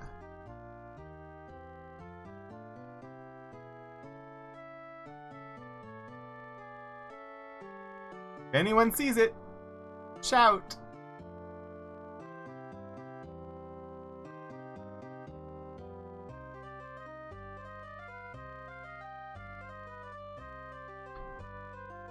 I think the game is trolling me.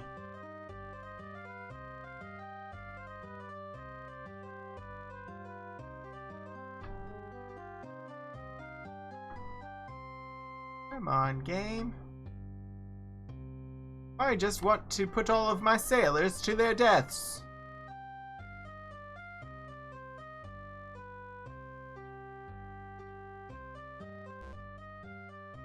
And we're becalmed.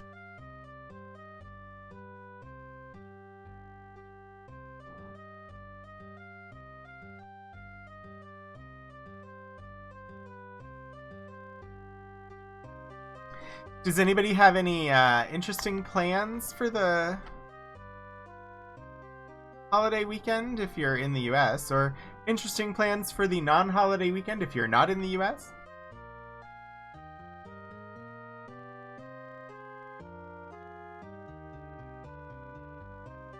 I know that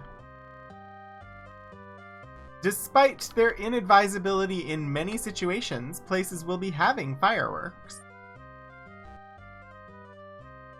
I heard my first fireworks last night.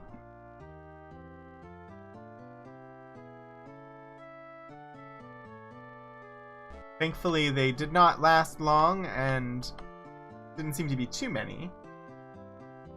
Yeah. It's a holiday that we did when I was a kid, but it's not one I've ever really cared a lot about.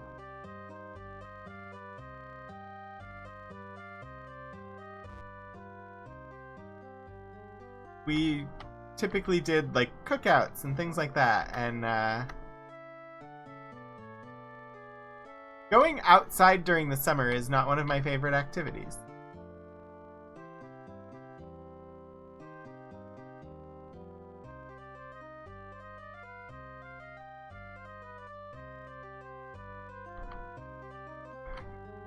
I can't believe it is this hard to find this whirlpool at the moment.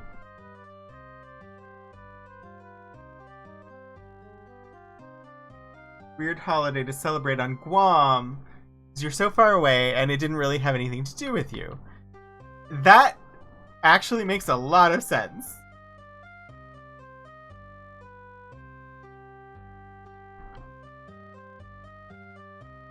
Big celebration is the day you were liberated from the Axis powers in World War II. That also makes a lot of sense and is not something that I would have known. Because, amazingly enough, we're not really taught about Guam in school in the US.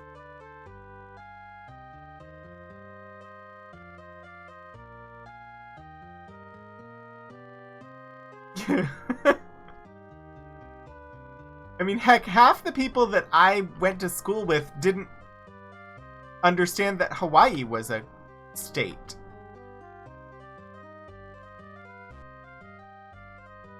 I mentioned that because before I moved to Virginia, I lived in Hawaii.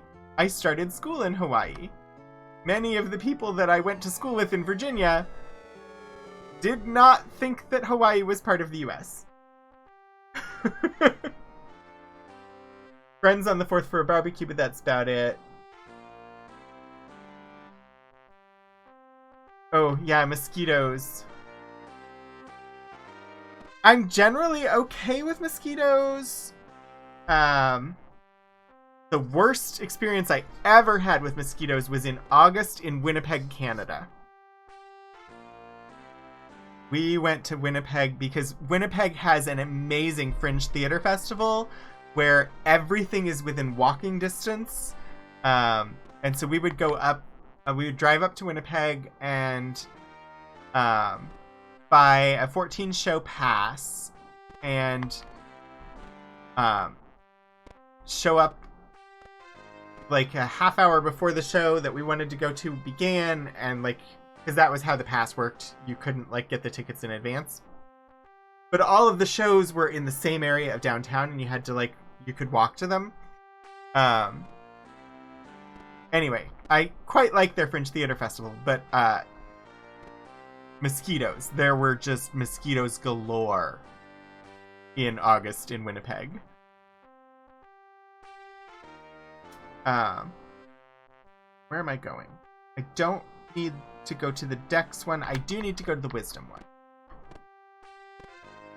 I'm actually playing a game here. I should pay attention a little bit to it. Since now I'm doing something that's not just repetitive gold farming.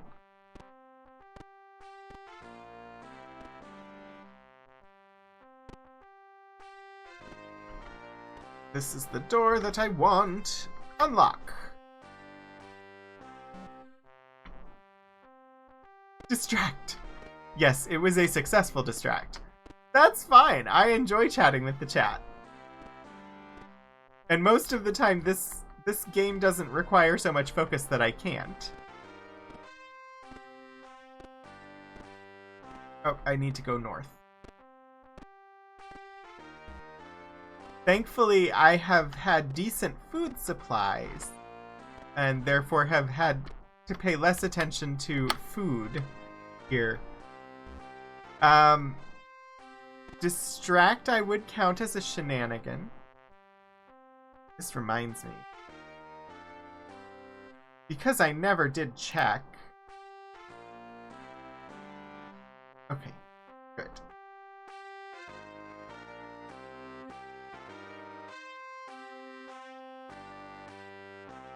Okay, now things are weird.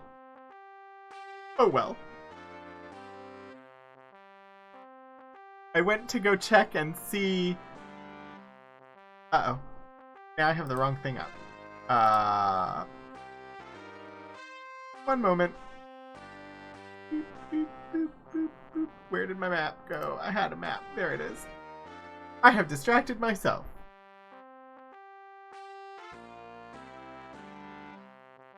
Oh, that's not hard, Melba. It depends on how they're set up. Here, thank you for the 100 bits.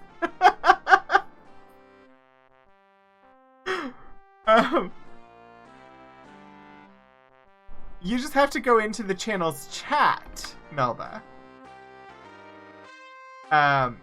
Some channels, their chat, like, I think the streamer can disable the chat room when they're not streaming, but generally the chat room is available. So if you go to the channel page, there's a link for chat, and you can open up the chat even if the stream isn't active.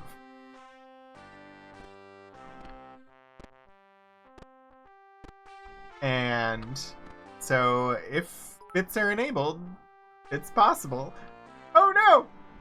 Raykar, thank you for the 100 bits. Have a good weekend, and I will see you when you pop into the stream again. Thanks for coming by.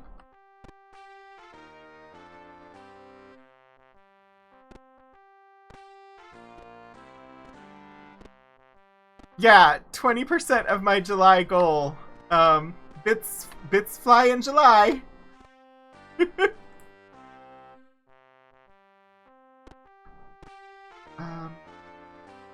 Okay, I know where I am. I don't want to go through that door. I'm distracted and have not been paying attention to the map of the maze that I am navigating.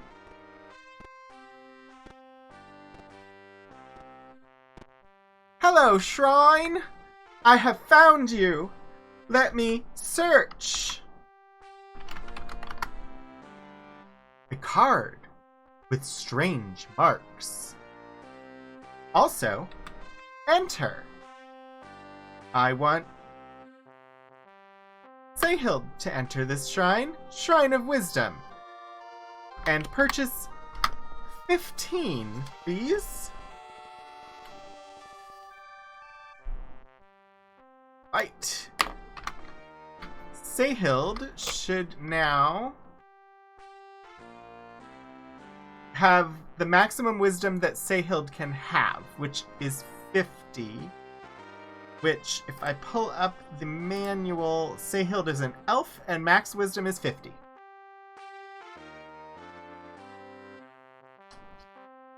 So I have successfully done that. Huzzar, huzzar. Oh no! Cute cats attacking people. It has become a theme. It is one of the best traps. It's impossible to escape the trap of the cat.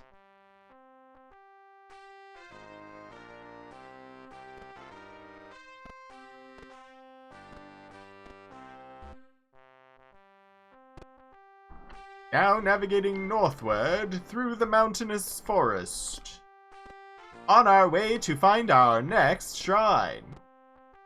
We have successfully visited the Shrine of Dexterity and the Shrine of Wisdom, and we have collected cards from each while increasing stat points.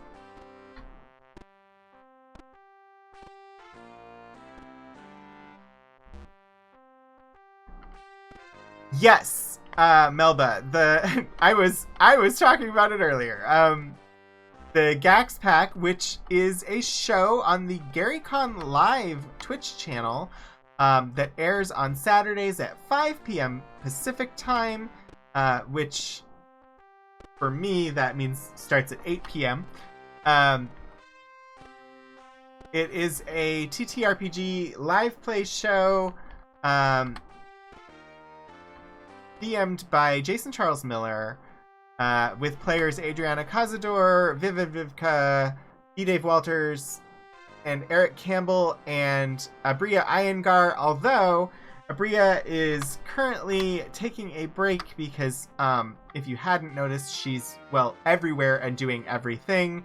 And while she has stepped away, we just got the announcement today that Eliza Pearl will be stepping in to join the Gax Pack starting this evening. So if you have not checked out the Gax Pack, they are... it's a gaming group of mostly DMs, and they are pure chaos. And if you like my channel, you know I like chaos. So, well worth a watch. They are, they've basically are kind of a mercenary band, and Jason has been taking them through old D&D modules. So like the stories that they've been playing are like old D&D modules from the early days of D&D. But they're playing 5e rules, and it is quite entertaining.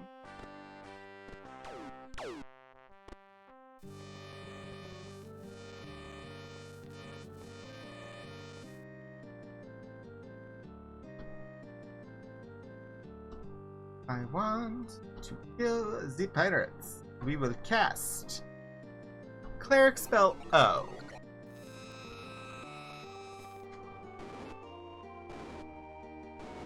And Throllo kills all but one of them in one shot. Hooray for Throllo.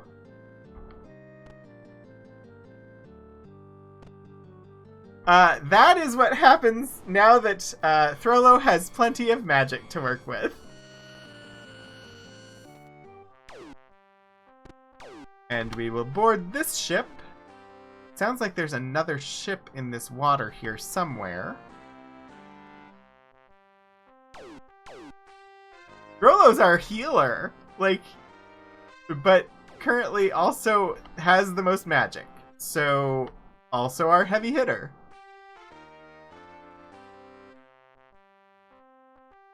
I'm trying to see... I have to consult the map real quick. Which y'all can't see, can you? We're in here. So I'm in the water here. Okay, so that should be the shrine here. I'm reading things correctly. Shrine of Intelligence. Grand.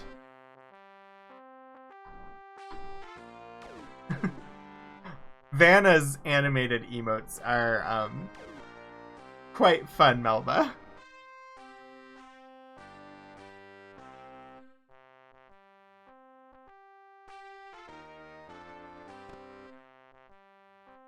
I don't know that I've seen Nega's.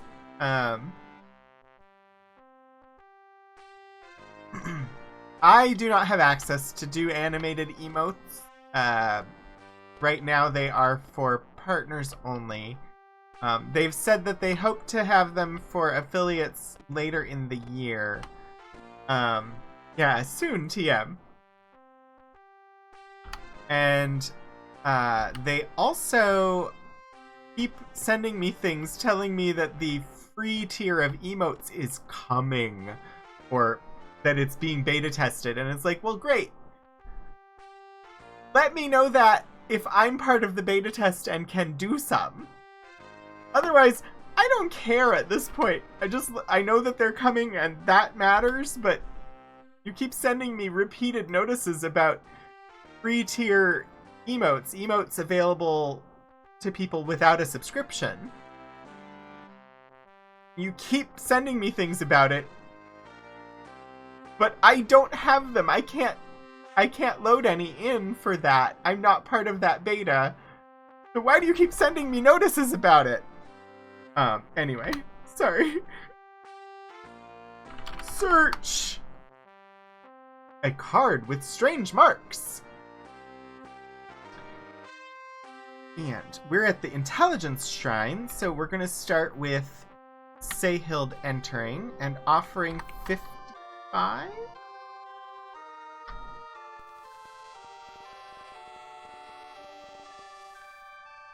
Should max out Seyhild's intelligence 75, and as an elf 75 is max intelligence. So got that one done. And then I want to max out Sage on intelligence. Sage is a bobbit, so max intelligence is also 75. They're both my wizardy spellcasters. Probably not the best choice racially for that class, but that is what I have. I think that might mean I may not be able to cast some of the highest level wizard spells.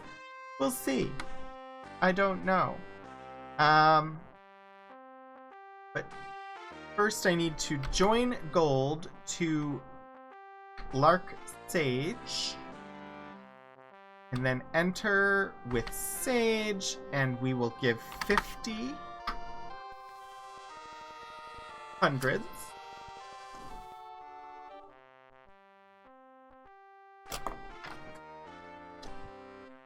So, intelligence of 65. I thought that would put it at 75. Well, I need to spend 1,000 more. Do I even have that? I do! Huzzah! Enter. Sage. 10 more.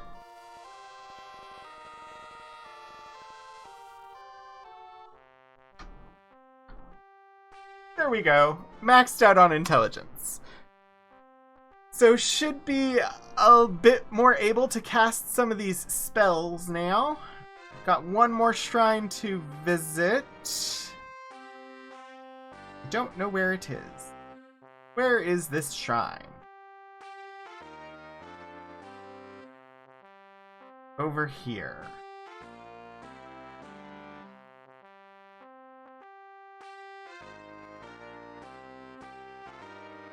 Alright, so I have to go all the way back across the water. I don't currently have money to raise anybody's strength. Strength will be the shrine that we've not been to before. But I still want to go there and search to get the card. Because apparently that's where you get the cards. Board the frigate. I don't know where this ship is that's shooting at me. I'm becalmed. I don't like being calm. I like the chaos, please. Exit the frigate. Exit the frigate. Thank you. Right.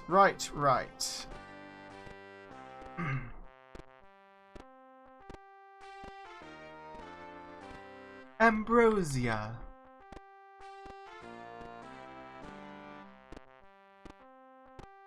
From here we go south.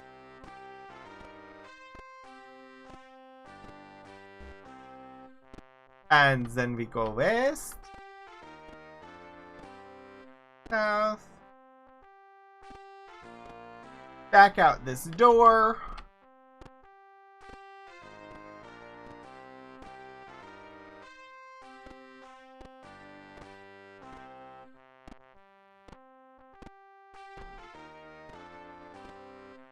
Look at those magic point levels going up and up and up.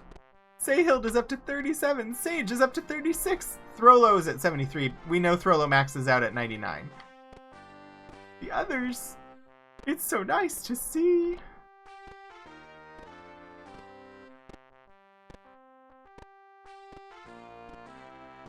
Okay. We are in the general vicinity of the entrance to where we're going. Leftward ho!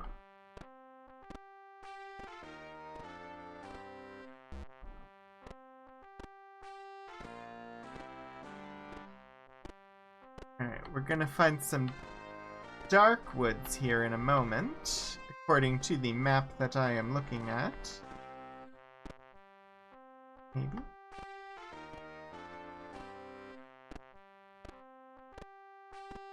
There they are. Dark woods, up in the northwest. Ooh, scary. Southward we go!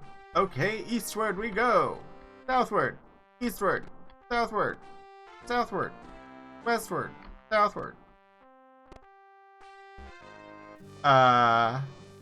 Conflict with some mains. Let's try casting a spell. How about a wizard spell? F? Forward. Good job! Good job! Jolly good show.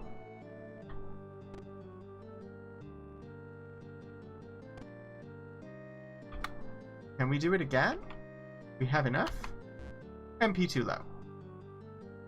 Well, darn. Cast? Cleric spell. M.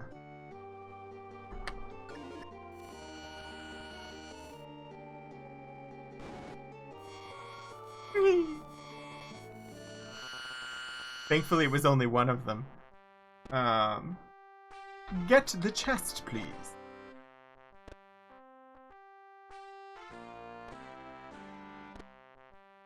We haven't encountered a lot of overworld enemies here. Oh, look at the horsies! Wait. You're gonna make me kill the horses?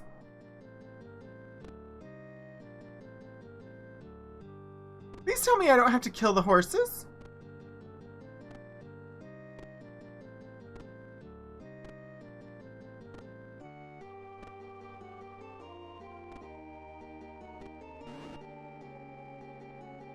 Freaking horse attacked! I had to kill the horse! What?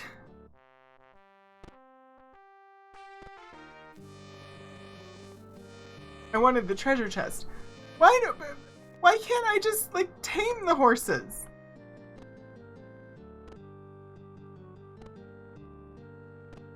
I don't understand why the horses are enemies.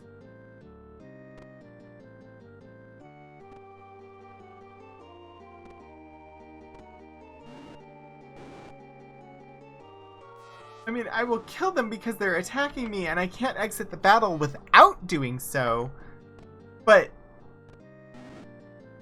what?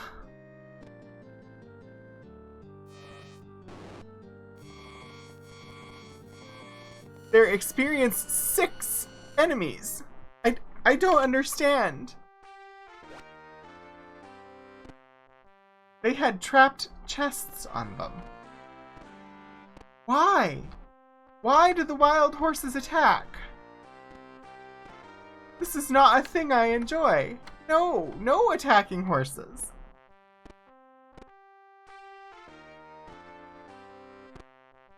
Should be around the shrine here somewhere. Hello, shrine.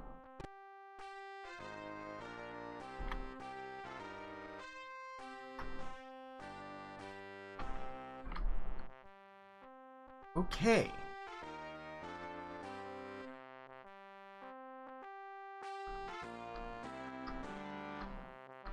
I have 2 marks. I have the card of death, the card of moons, the card of soul, and the card of love. So I have all of the cards, only 2 of the marks. I need the other 2 marks.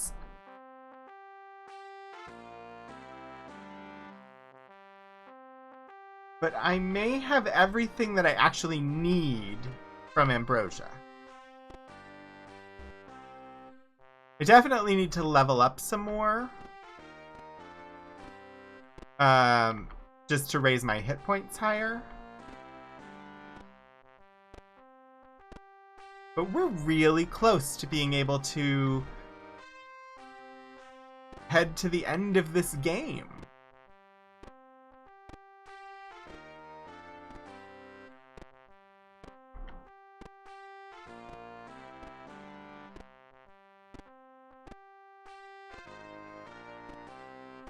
So, I think what I will do now is leave Ambrosia behind.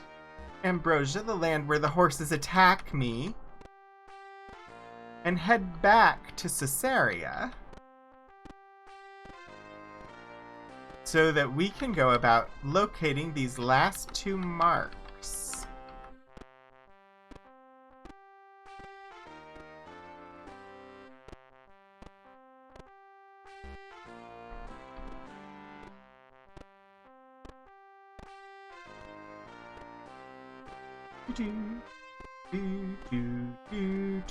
Do.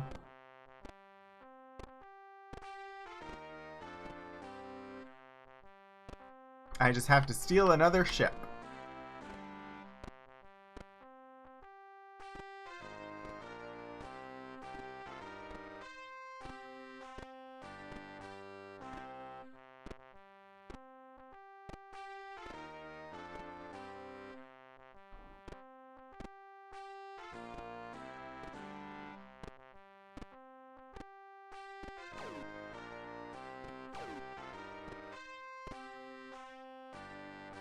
Down.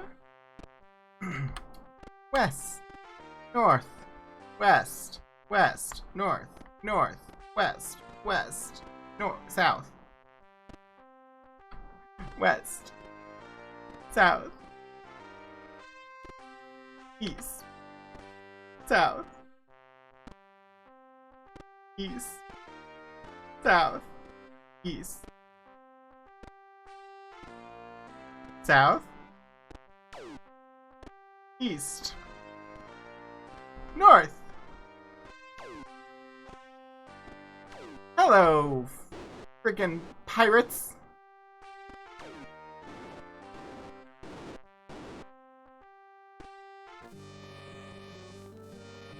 I am going to get you!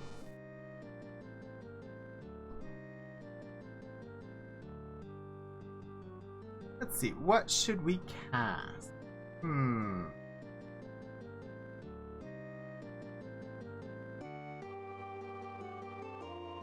casting a wizard spell. Okay.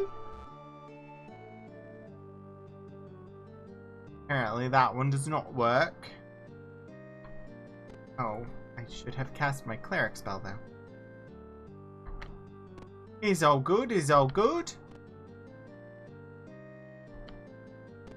Cast. Oh.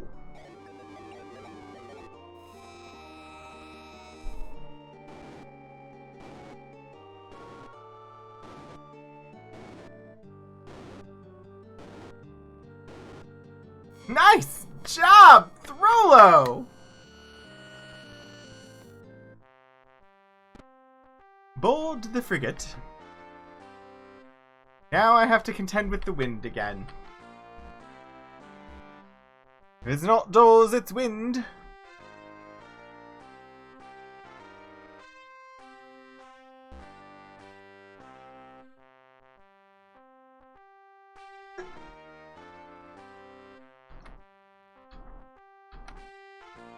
Alright. Almost where we need to be to exit Ambrosia. How is there wind? Ambrosia is under the sea. I mean, how's there air for us to breathe, but how is there wind?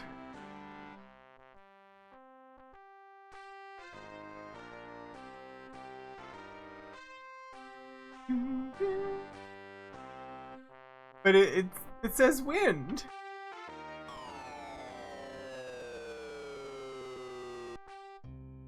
All right. We have made it back to the overworld. Next stop is to find the 2 marks that I don't already have. Which I think if I go to the Dungeon of Fire?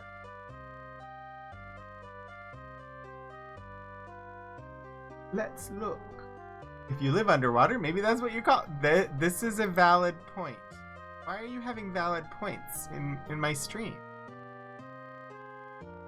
Dungeon of Fire has the 2 marks that I need. Indeed, indeed.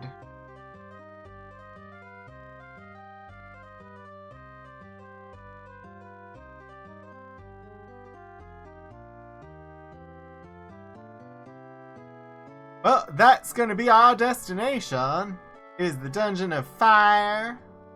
So, where is that dungeon? Dungeon of Fire is not far from British Castle and Town.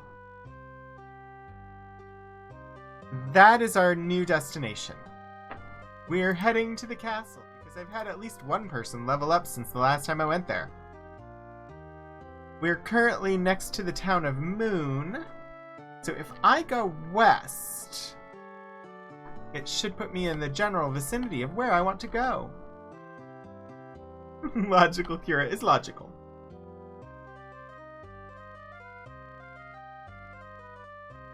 Stop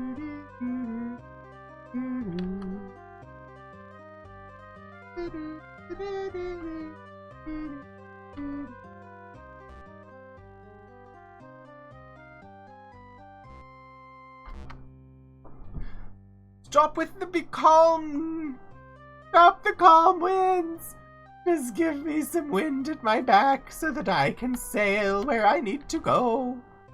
I could leave the boat here, but I don't really want to, but I'm going to because I don't want to sit for waiting on the winds anymore, and I'm just muttering words now. I think I need to go west more. If I want to get around this river.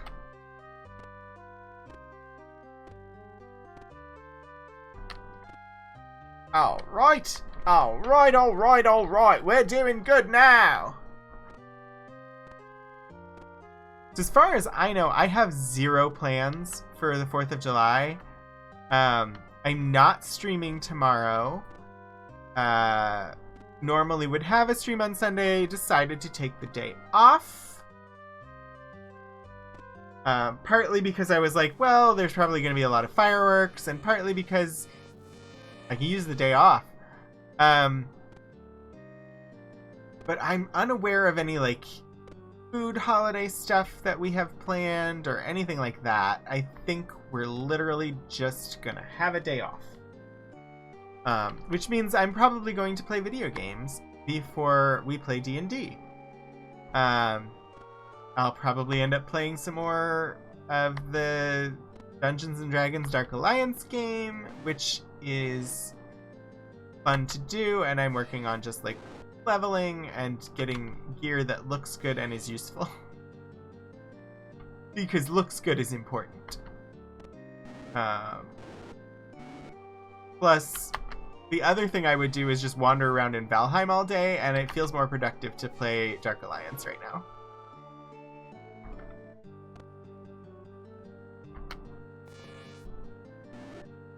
Yes, attack north when there is nothing there. Good job. It was entirely my mistake. My hands hit the wrong buttons. I think these guys have been waiting for me for a while. They're like, oh, you're finally back on the mainland. Can we come attack you now?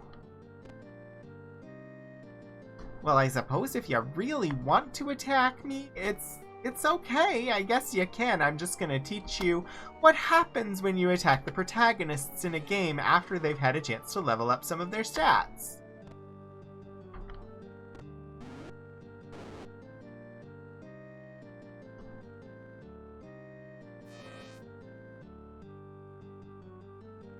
What I really should do is I should play Alien Isolation. That's what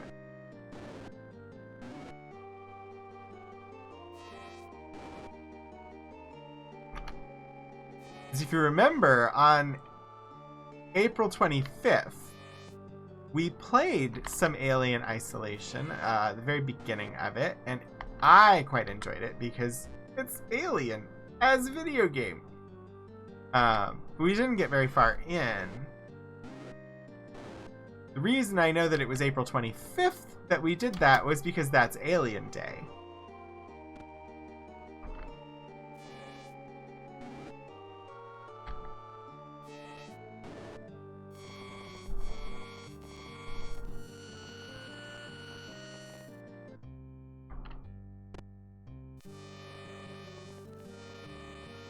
More conflict.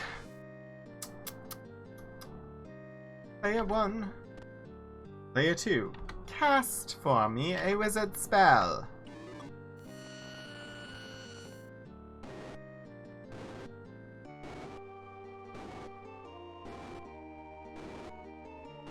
Good job, Seyhild.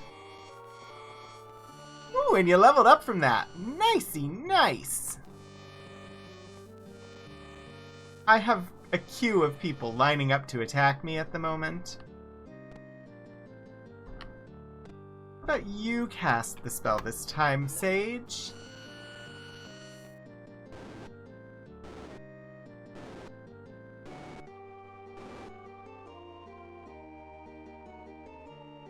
broadcast. Line forms here to be squashed by the protagonists. Line forms here.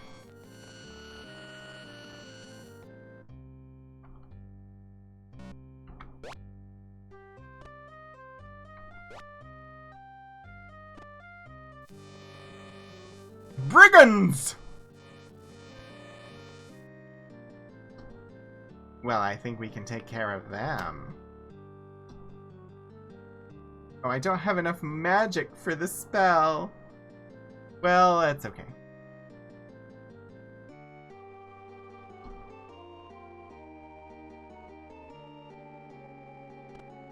Hello, boys. Come closer, would you?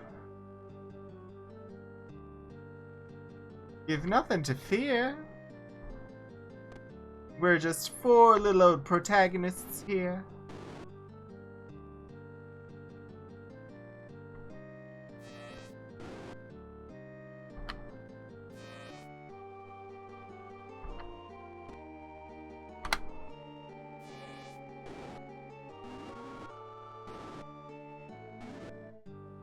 And player 1 is killing them outright, and player 2.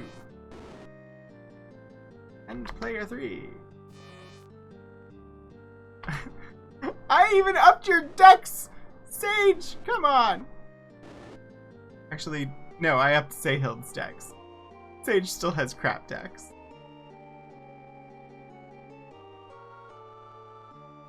Couldn't see whose turn it was.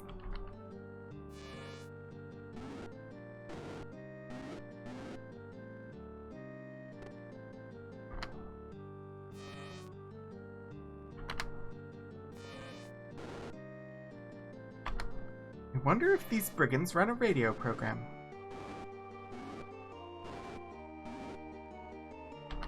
Since pirates are on the sea and brigands are on the land, a pirate radio station operated on land would actually be a brigand radio station.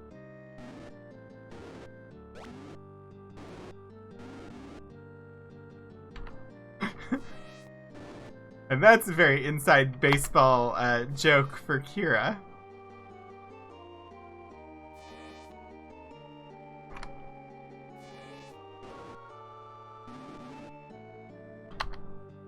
Essentially, the university library where I work has a radio program that I don't even remember why it was referred to as a pirate radio program. But then the definitional difference between brigands and pirates came up, and so then it became a brigand radio program. Yeah, okay, the original hosts named it that. They are no longer the hosts. You are basically the host at this point.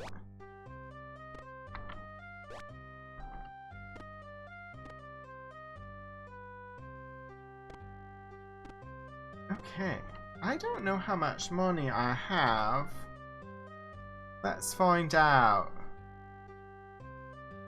That's not who I wanted. Oh, is Joe still hosting it?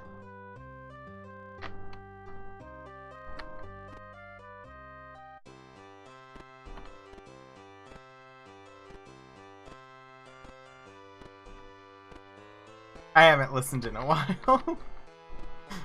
It's Tuesday afternoons, and you're currently on hiatus, apparently. It's a very weak signal station. It's a university radio station, but it broadcasts online, too.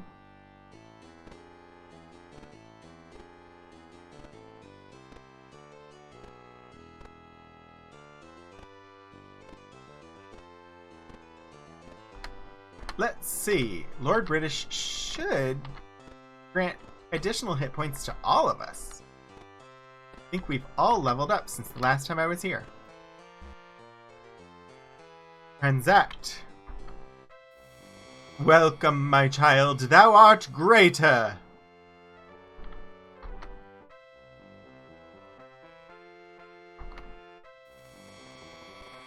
I wish he would actually give us the hit points instead of just enabling us to have them.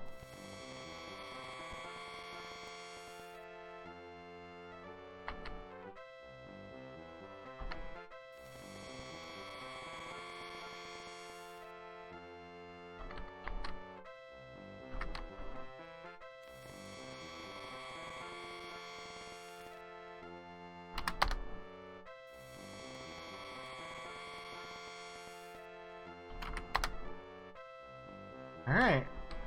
I have leveled up to level 9 for Krogan and level 8 for everybody else.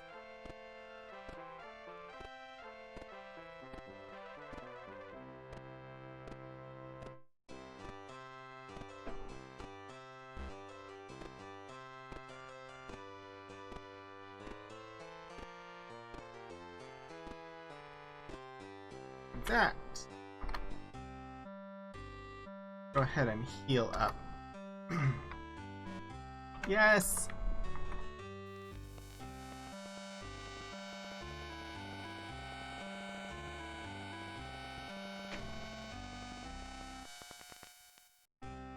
$950.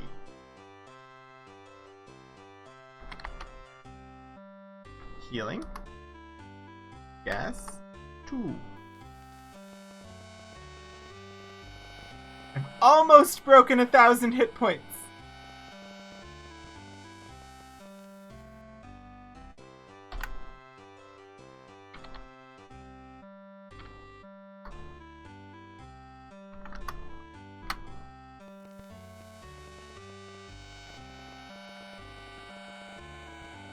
See, I want that healing spell. I want the healing spell that gives me all of the hit points back at once.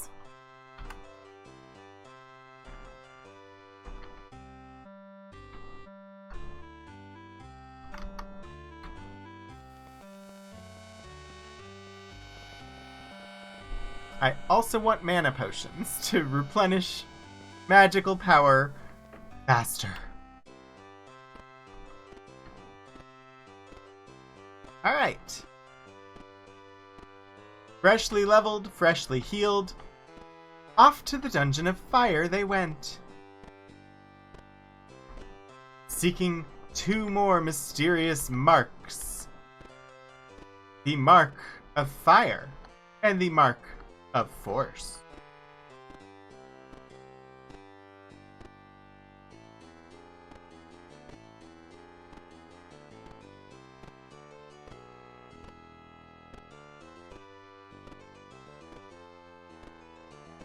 As the heroes passed through the luxurious forested halls of Castle British, the dancing gesture paid them no heed. Thankfully didn't impede their progress either. Alright. On we go towards the castle of, or the Dungeon of Fire. I do have a horse. It is currently, at a different part of the continent.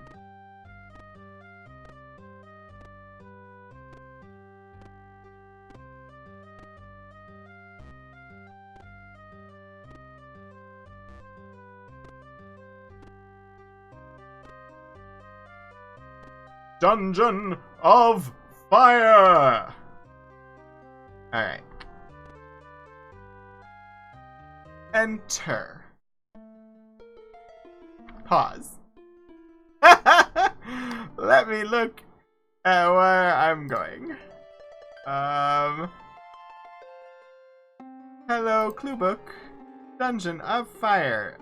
Our lovely little map here. I'll have to get to level 8. But I need to be...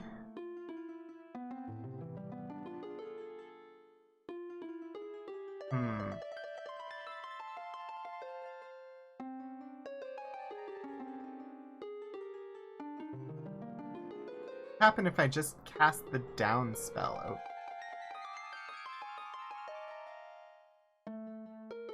Here to here. What is G? That's gremlins. I don't want to go down immediately. They'll steal my food. Isn't G gremlins?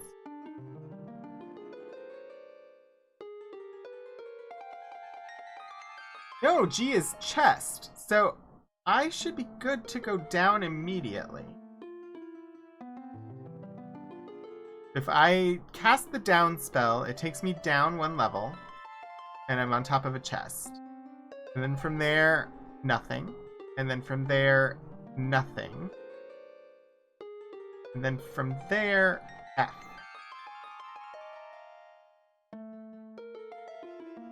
Which is a fountain. And then from there, treasure. From there, nothing. And then when I hit level 8, it's gremlin. I definitely want to move before level 8.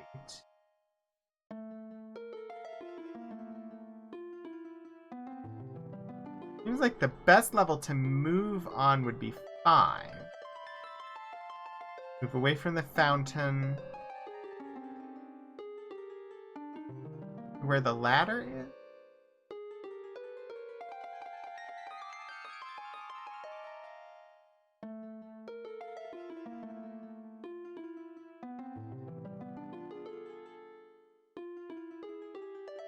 There.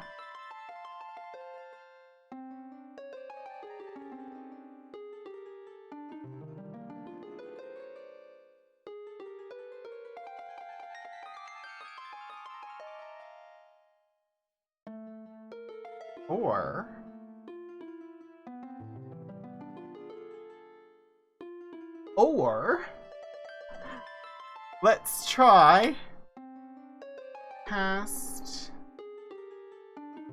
No.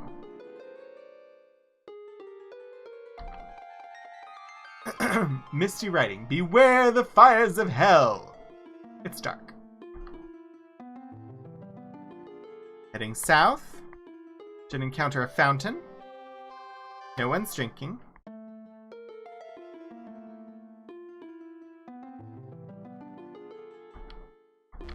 Yes, good.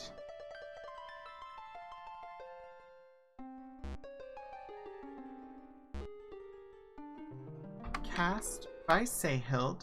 Cleric spell. Get chest. Ah, but even though it failed, I am in the right spot.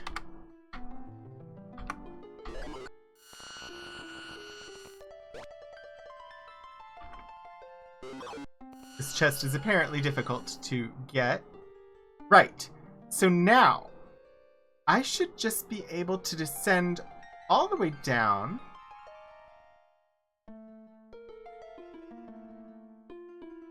And get one of the marks. Cast by Throlo.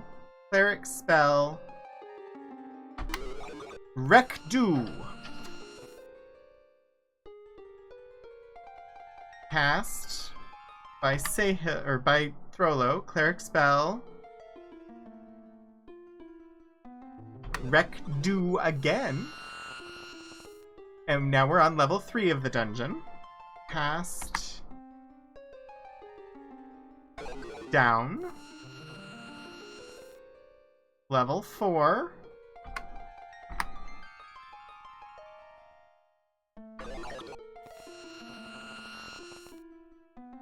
Now we're on level 5.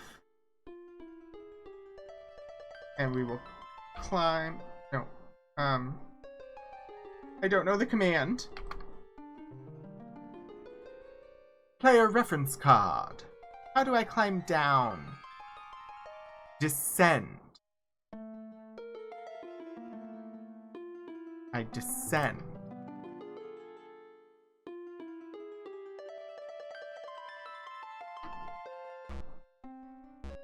Invalid move. I should be on a ladder that will let me go down.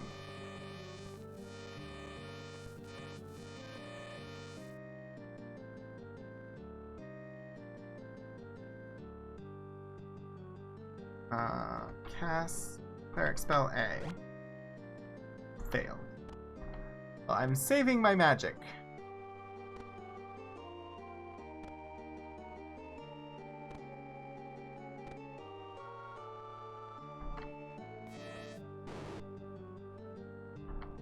Whoops.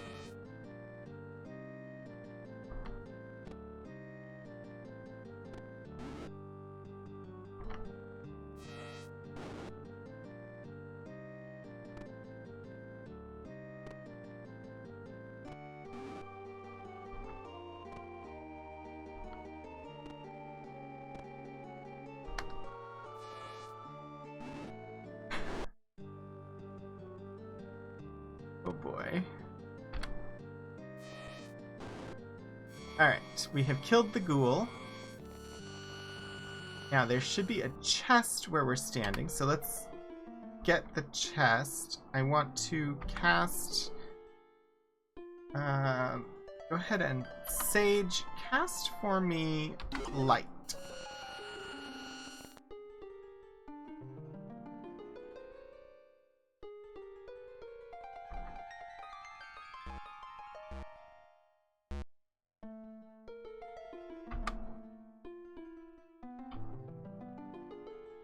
Again.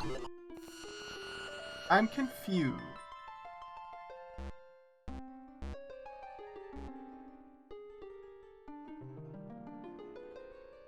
Currently facing east. I'm on level 5. There's a ladder going up?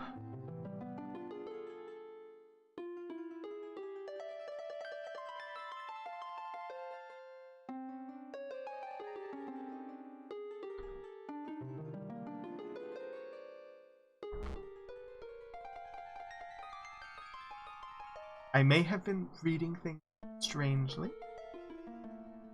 In the southeast corner. Just right.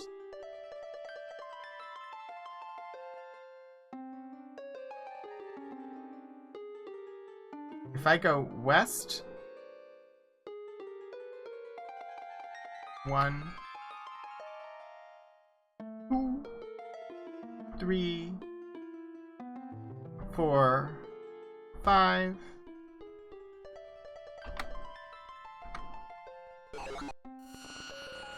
We hit a wall.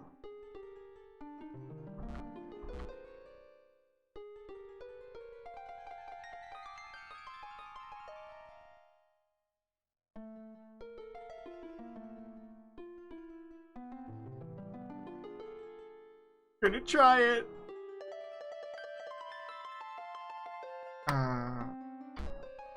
MP too low. I may have gotten in over my head.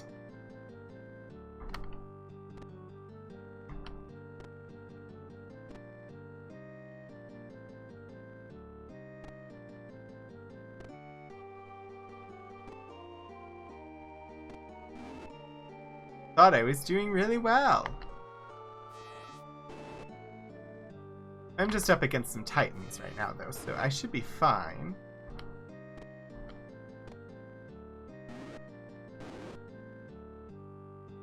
Oh.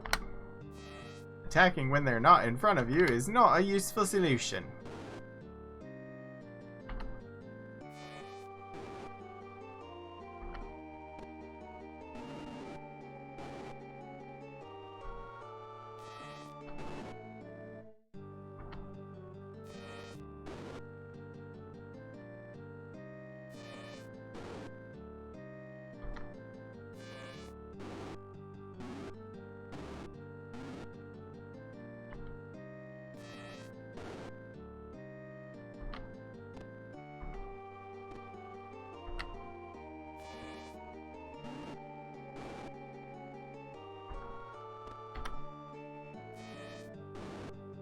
Alright. Victory there. Not gonna grab the chest right now because while I'm sitting on the chest, I'm good. I have a spell. Cleric spell. I don't know if Sahil will be able to cast it, but I will try. Cleric spell L? No. Okay. Here.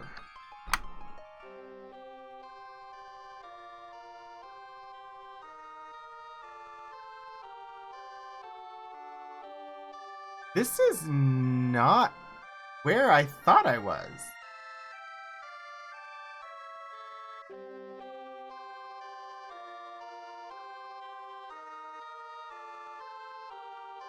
Question mark. That's corner. That's the north corner. How did I end up?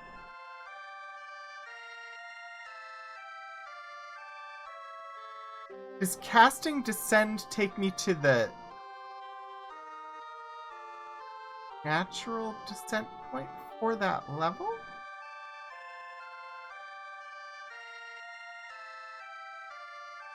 It's alright. It's alright.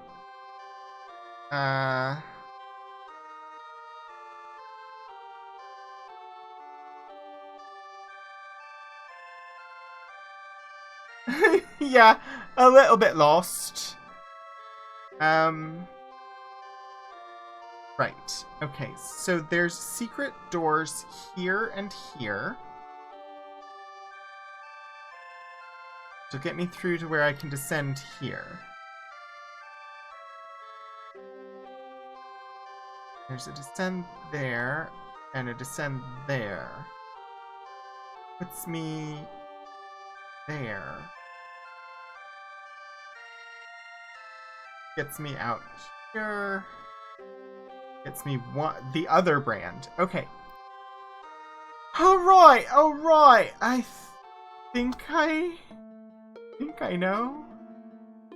Cast Wizard Light. Oh, no. I'm gonna be sitting here for a moment, while Throllo regains magic power, since things don't attack you when you're standing on a chest. So bear with me.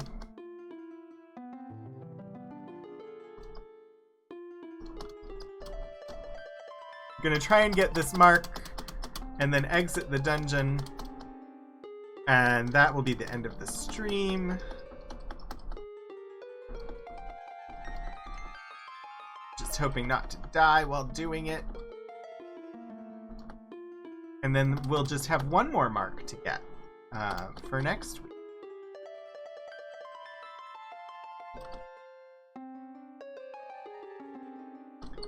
This is why I wish there were mana potions.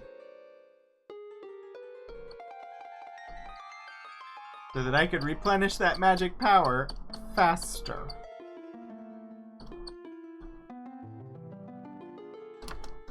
Do, do, do, do, do, do, do, do.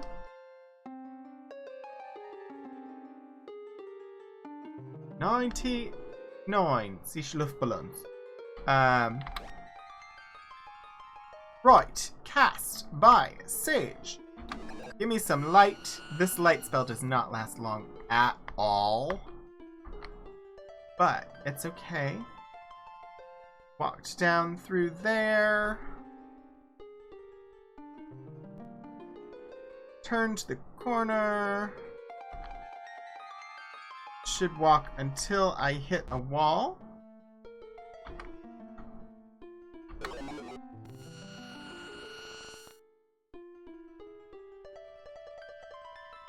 And down.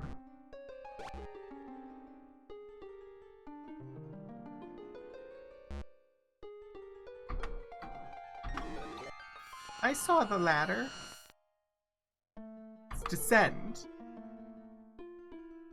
Right. Okay, we're on level 6 now. Misty Writing. Devil's Den.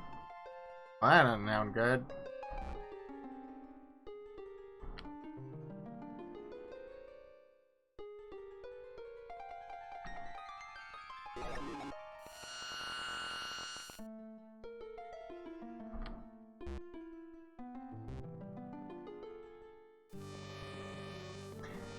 Well, imagine there are devils in the Devil's Den.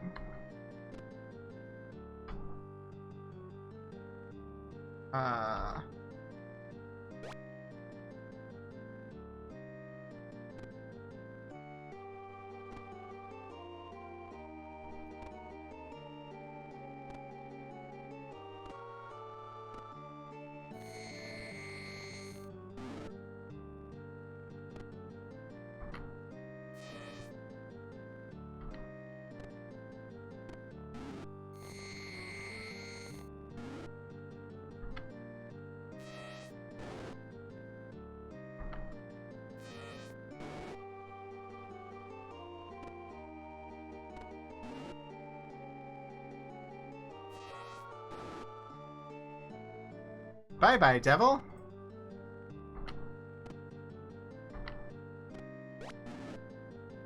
And player 3 is poisoned!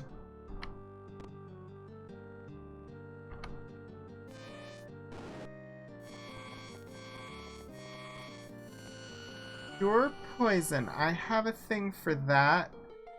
Cast by 4. Cleric spell H on Sage.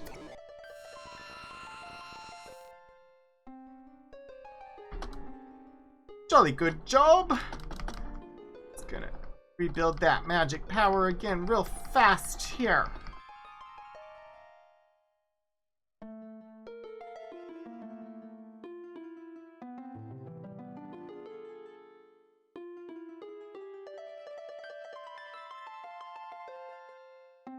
That's an expensive spell.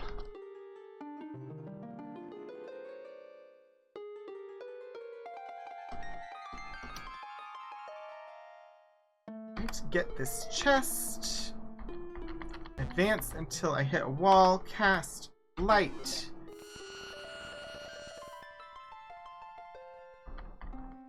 Descend.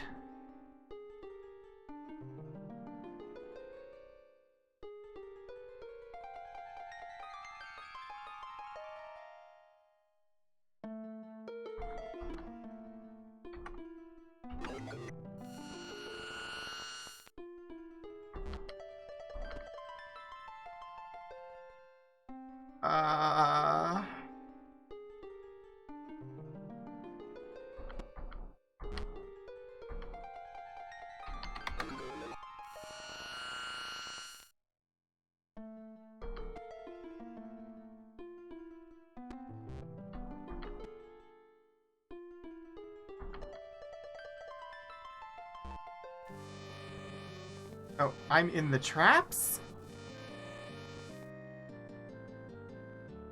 Want to be in the traps?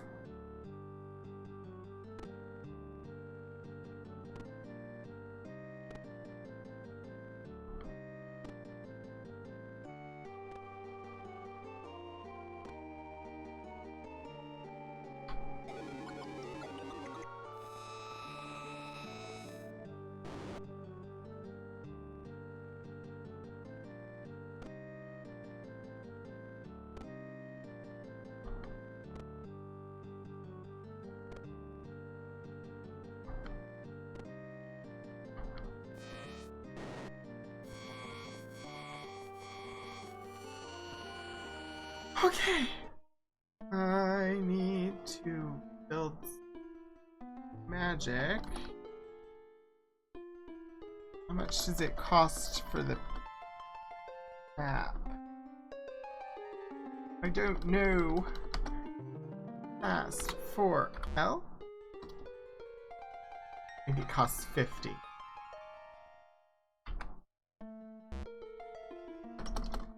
Apparently it costs more than 50.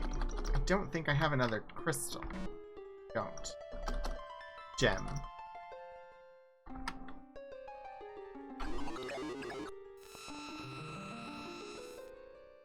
Alright. Hey, that's where I was trying to go.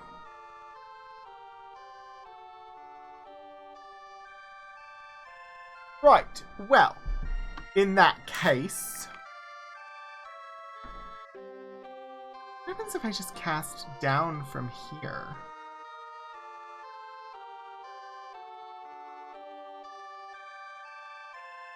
I think that's what I'm gonna try. Because I'm on level 7. And if I go down from where I'm at, I should be right next to one of the things. Let me get some magic power back so I can cast the spell.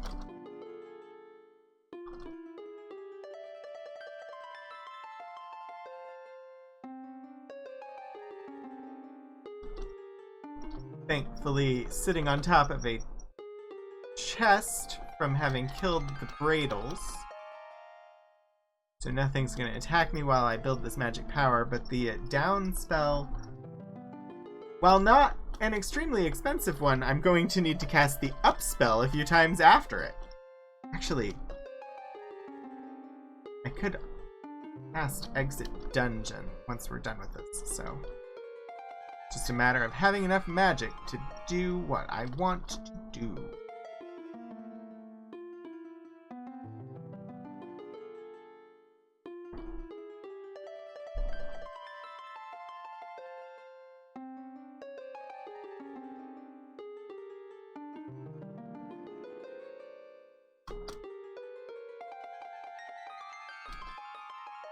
I'm not sure I will have.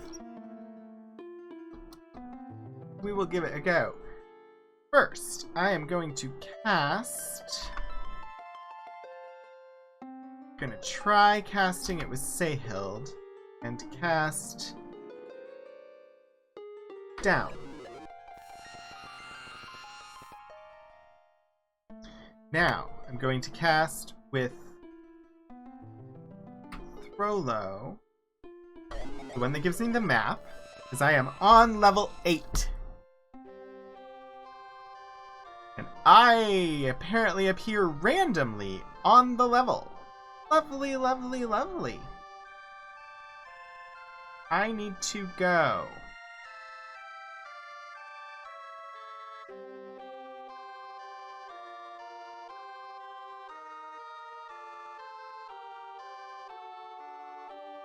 How do I get...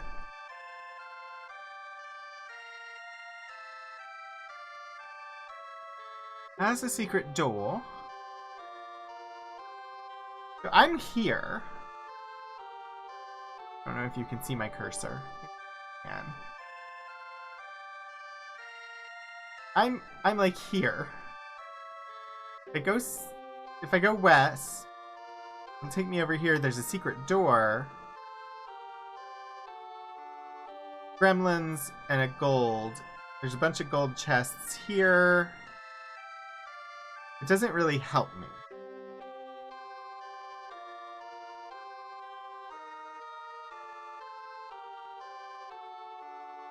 Door here, and a bunch of chests and a trap and some gremlins. If I come back over here and go up, that just puts me to where I can go up to level 6. And then I can go down here to this here.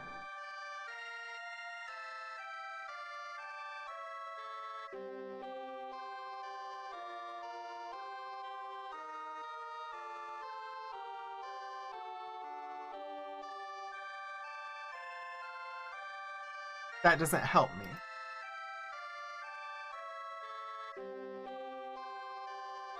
I think I may have messed up.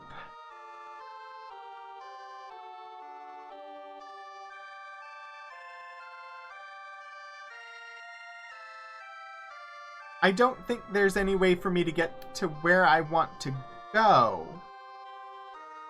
without ascending a couple of levels. Like all the way back to level 5.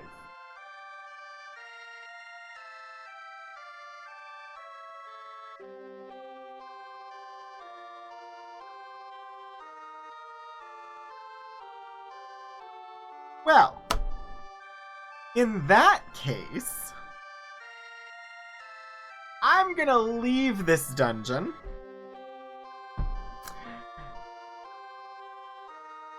Because, I'm gonna let me try this.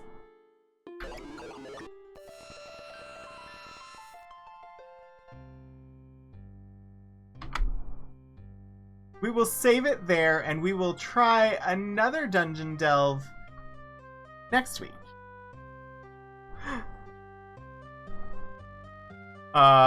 When hopefully I will... So what I didn't know, what I got wrong, I read the spell that tells you how, like, you cast the spell, you move down to the next lowest level in the dungeon. You cast this spell, you move up. What I didn't understand was that it took me to a random place on that next level. I thought it would just take me to the same square one level down. It was not doing that. And I was on level 5 before I realized it wasn't doing that. So what I have to do, I don't know. I need to learn more about how that works. We know we can get to level 8. We still have the 2 marks to get there. Anyway, I will be dark tomorrow. I'm not streaming tomorrow. I'll be back on Monday night at 7 p.m. Eastern Time for the beginning of our playthrough of Riven. And then we will raid over to Clear Skies at the end of that stream.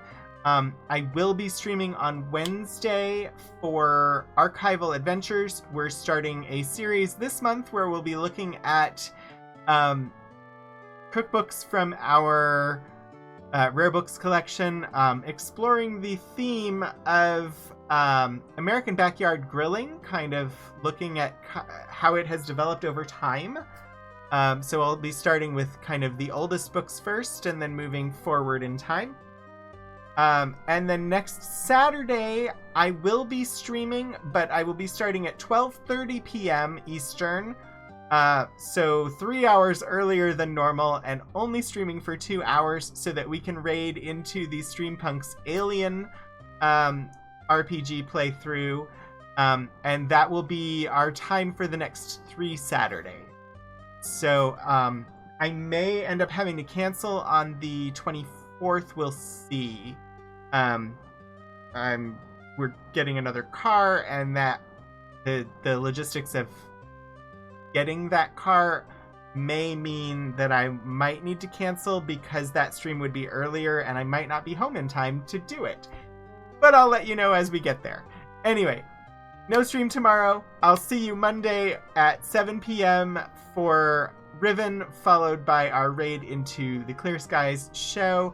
I'm going to see who's live right now and who we're going to raid over to.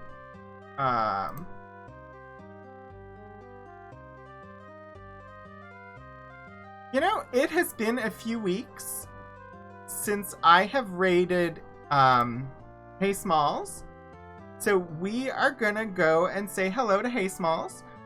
Smalls is an actress and a variety streamer. You may know her from the TV series Z Nation, where she played Dr. Murch.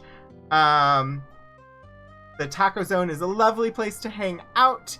That is her channel, the Taco Zone. Yeah, she's an all-around fun person. So that is where we are going to go.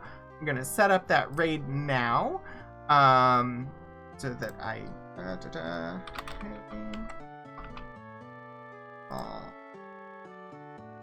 thank you everybody who came by today and hung out with me while I was playing Ultima 3. It's a lot of fun to be able to chat with people while that is happening, since the game does have some monotonous bits to it where I just have to repeat the same thing over and over again. So it's lovely to chat with you while I do it. Thanks everybody who cheered. We already hit a decent part of our goal. I don't know. Things don't appear to be working properly. There it is. We're at 21% of our July goal already. So thank you all so very much for that. Thanks to everybody who chatted. Thanks to everyone who hung out and lurked. I appreciate everybody who stops by, whether you're chatting or not. And yeah, I will plan to see you all on Monday. And until then, spread some chaos.